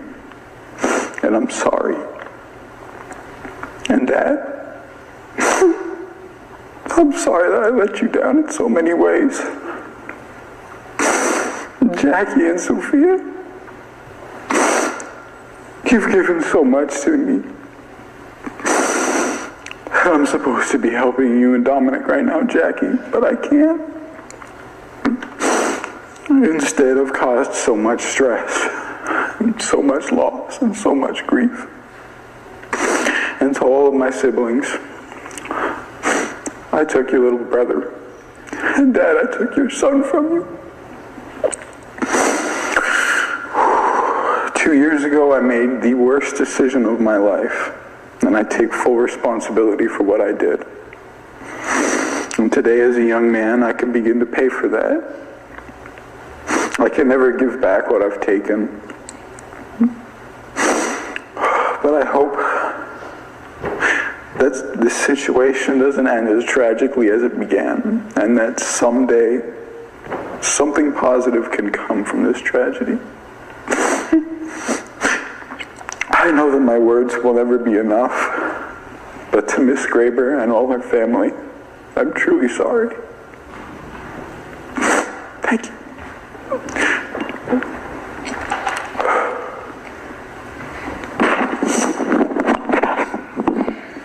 Thanks.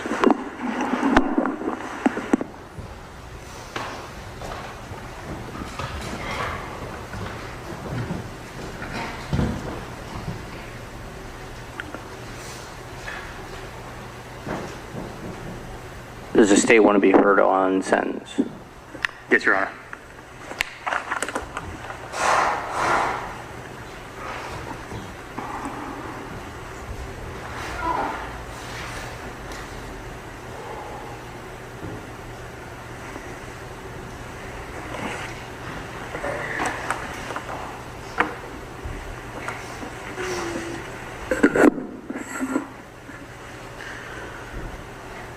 Your Honor, it's important to keep in mind how we got here today. As Jeremy detailed in his Snapchat messages, the last thing she ever saw was Jeremy's face. She was walking in the park on November 2nd, 2021. She was coming up the hill. I think we might need to take a break here for a second. The defendant's got a bloody nose. Oh, sorry. No, you are fine. We'll let's take a break and see if we can get that taken care of.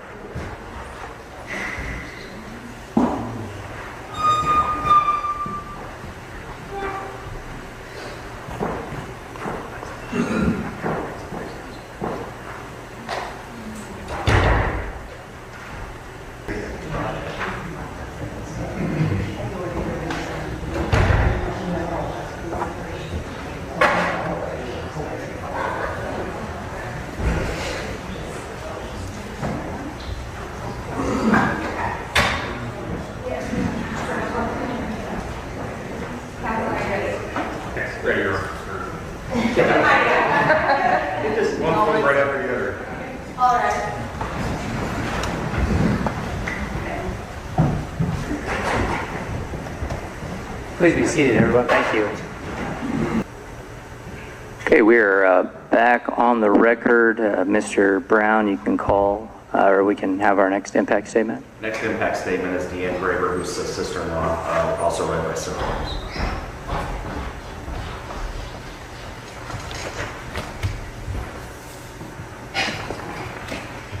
This statement is by Deanne Graber, who was Noema Graber's sister-in-law. My name is Deanne Graber, and Noema Graber was my sister-in-law, and I am married to her husband's brother, Jim. There are not adequate words to describe fully what this horrific, senseless murder of my sweet sister-in-law has meant not only to the large Graber family who loved her and adored her for countless reasons, but also Noema's large family in Mexico who cherished their oldest sister and aunt as well, along with extended family from both sides. I am so thankful that neither set of parents were still alive and had to be told of the despicable evil that descended on their precious daughter on November 2nd, 2021. Hundreds of family members miss her every day, along with thousands of friends. I will never be able to forget the evening Paul called my husband to tell him Noema was missing. We were at our daughter's for dinner, and I was playing a game with my 8- and 6-year-old grandsons when my husband's cell phone rang. I could tell by the sound of his voice that it was serious. It was a concerning call and was not going to be a good news. When he hung up, he said, "Noema's missing," in the most shocked voice. My 6-year-old grandson Wesley said, "Gigi, what does missing mean?" This would be the beginning of what would become a devastating loss of innocence for my 2 grandsons, Ethan 8 and Wesley 6. Because not only did I have to explain in detail what it meant for their sweet great aunt to go missing and pray for her safe return, the very next day we would sadly have to introduce the vile word murder to their vocabulary at such a tender age. Definitely one of the hardest emotional conversations of our lives that literally made me sick to my stomach. They had so many questions that we could not begin to answer. No one could at that point, and still can't, and we know it will continue. All we could do was grieve and pray like never before. On June 21st of 2023, I was at a park in Bettendorf near my grandson's home. It's one of my favorite things to do with them on our midweek visit. That Wednesday on our walk back to the car, Wesley, now 8, saw a bronze marker on a tree near a couple of benches at an overlook of the creek. He stopped to read it and asked why a lady's name was on it. I explained that she had died and her family had planted a tree in the park in her memory because it had been a favorite place of her when she was alive. He wanted to know how she died. I told him, the plaque doesn't say, but maybe it was a car accident or illness. He immediately said, "I know." I asked, "How?" He made his hand in the shape of a gun and hit himself in the head with it and said, "Murder." I stopped in stunned silence and knew exactly why he said this. Nearly 20 months after the senseless murder of his great aunt in her favorite park for a walk, and it broke my heart all over again. I gave him a big hug and I told him, "Let's sure hope that isn't what happened to her." Noema was hands down one of the sweetest souls I knew. She was my favorite family walking buddy, and she would crack me up when she'd ask, "Do you want to go on a walk on the dirty road?" instead of just the dirt road near the farm. We'd catch each other up on family and friends we were praying for, and once she told me a story I shared with her gave her chicken bumps instead of goosebumps. She and my daughter loved to knit and crochet together, and she was always excited about any new craft projects happening in the family, and her blonde was a Graber family favorite. Noema was a constant ray of sunshine in all of our lives, and we are all better people for having known and being loved by her. I loved her rock-solid faith and so admired the strength and peace it provided for her in the difficulties of life. She was a mighty prayer warrior, as well as always looking on the bright side of every situation. She made everyone feel like you were part of her family, and she had an encouraging, positive word, no matter what was going on. I am sure she was the same incredible pillar of light in all areas of her life, be it family, church, work, or community. The loss we have all suffered has been of major significance because of this horrific, evil crime that snuffed out a cherished daughter of the Most High God. I pray her soul fled straight to heaven the very moment her precious head was struck. I had never personally known anyone to be murdered in my 60 years of life, and I will never be able to understand or wrap my head around the murder being a legitimate option for bad grades, or how you could ever talk a peer into doing something so heinous to your teacher. It's left me feeling much more cautious and leery going to and from work, running errands, and even taking my grandsons on outings to the parks. What breaks my heart most of all, though, is that you have absolutely robbed her own 3 children of their precious mother. She will not be there for any more of their life events, especially their weddings and future grandchildren she would have absolutely cherished. Yet these same children choose to forgive you immediately, while most of us were still in the stage of shock. Again, this is an enormous testament of who Noema was and the incredible job she did raising her children. Forgiven people, Christians, are forgiving people, and her children have been the epitome of this. By the grace of God, we will follow their lead because we do not want you to take any more from us than you already have. We will live to honor her memory and love her children in her absence. The one thing that carries me through the toughest days is the assurance of heaven and knowing we will be reunited with her one day in glory, where there will be no more tears, pain, or suffering for anyone who repents and believes in Jesus Christ as Savior and Lord. This would have been a daily heart desire of Noema, that everyone she knew would come to this life-changing, life-giving relationship with a personal Savior, including all of her students.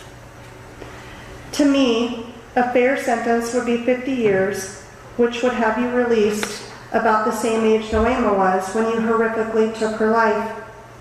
You easily robbed her of several decades she would have enthusiastically relished with her husband and children and future grandchildren. Memories none of them will have the opportunity to make now. The enormity of this loss cannot be measured by her family, friends, and community members, but we will all strive to live our lives in ways that will honor Noema's devotion and service to all, and for such a beautiful example of a life well lived.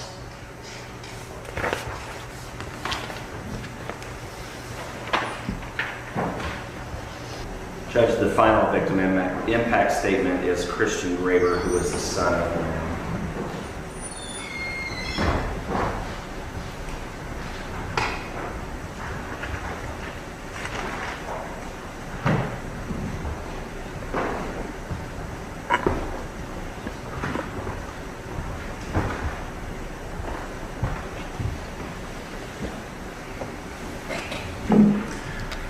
First, I'd like to thank all of you for giving me the opportunity to speak.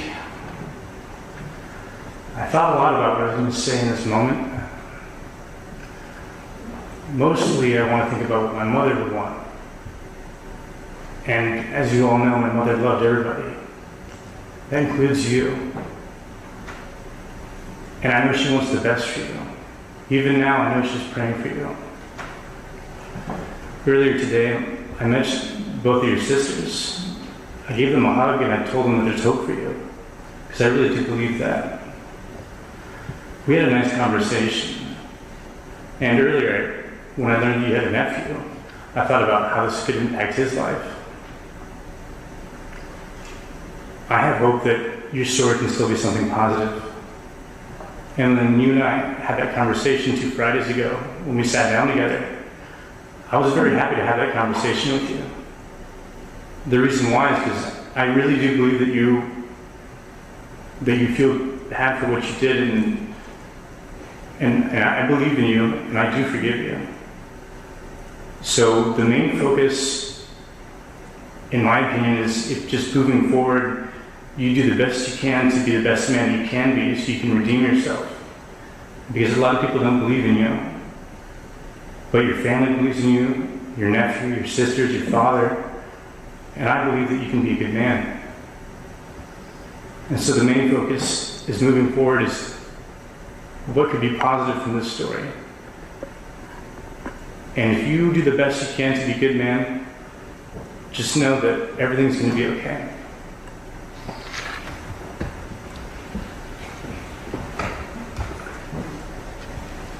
Judge, that completes the victim impact statements. Thank you.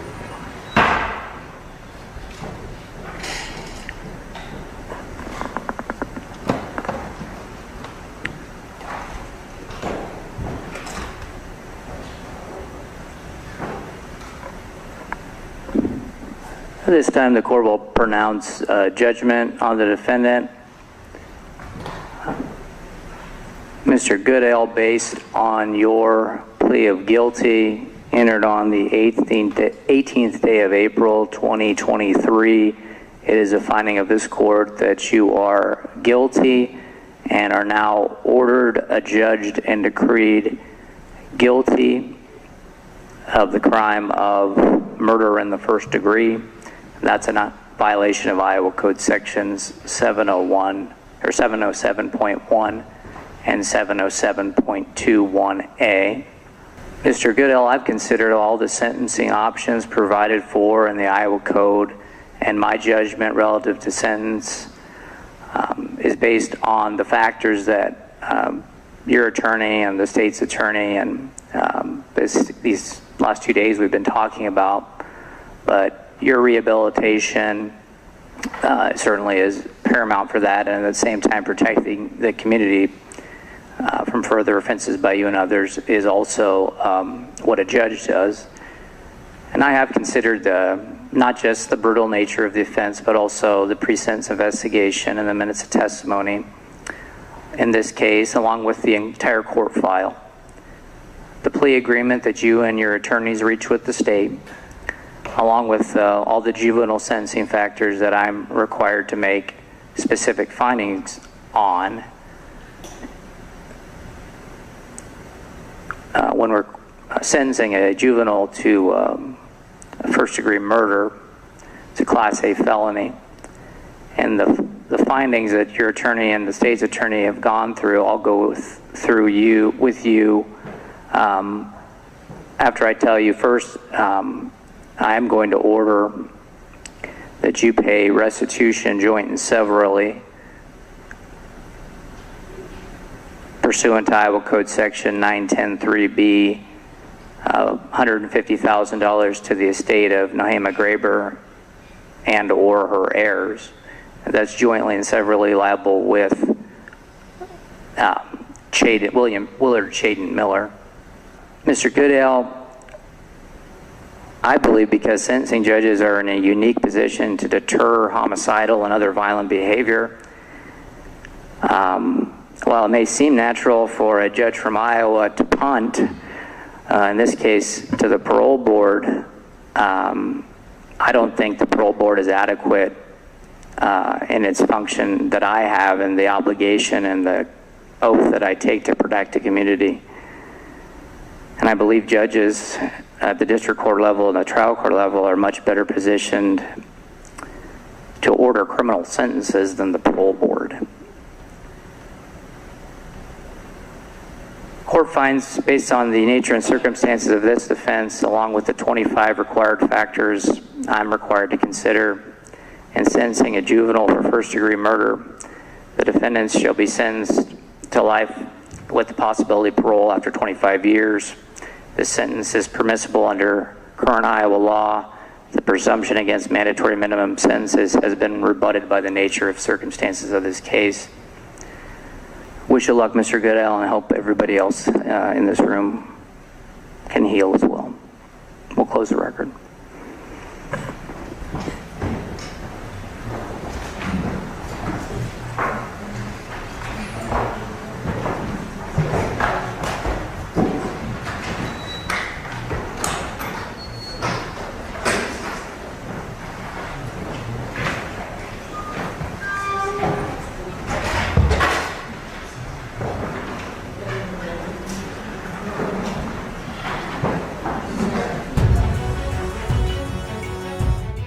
이렇게 그의 재판은 25년 뒤 가석방 자격이 주어지는 종신형으로 끝이 났습니다.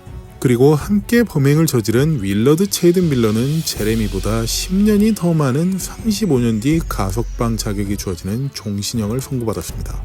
아무래도 이 끔찍한 계획을 주도적으로 세우면서 제레미를 가담시켰고 이후에도 크게 뉘우치지 않는 모습을 보여주었기에 검사가 구형했던 30년보다 5년을 더 붙여서 35년 뒤 가석방 자격이 주어지도록 선고하였죠. 미성년자 범죄로 거의 이례적인 선고 형량이라고 볼 수 있는 판례였습니다. 이 사건을 시작하면서 데릭 로사에 대한 말씀을 드렸는데 아무래도 사는 곳이 다르다 보니 선고가 어떻게 될지는 잘 모르겠습니다. 다만 플로리다가 아이오와보다 징벌적 선고가 자주 내려지는 탓에 데릭이 크게 뉘우치는 모습을 보여주지 않는다면 윌러드 밀러보다 더 많은 형량을 받을 수도 있다는 생각이 듭니다. 이젠 마무리를 해야겠네요. 고작 성적 때문에 친구와 선생님 살인 계획을 세우고 멀리 유기까지 한 제레미 구데일 사건. 이번 사건이 흥미롭게 느껴지셨다면 좋아요와 구독을 눌러주셨으면 좋겠군요. 저는 쇼킹TV 톰슨이었습니다. 시청 감사합니다.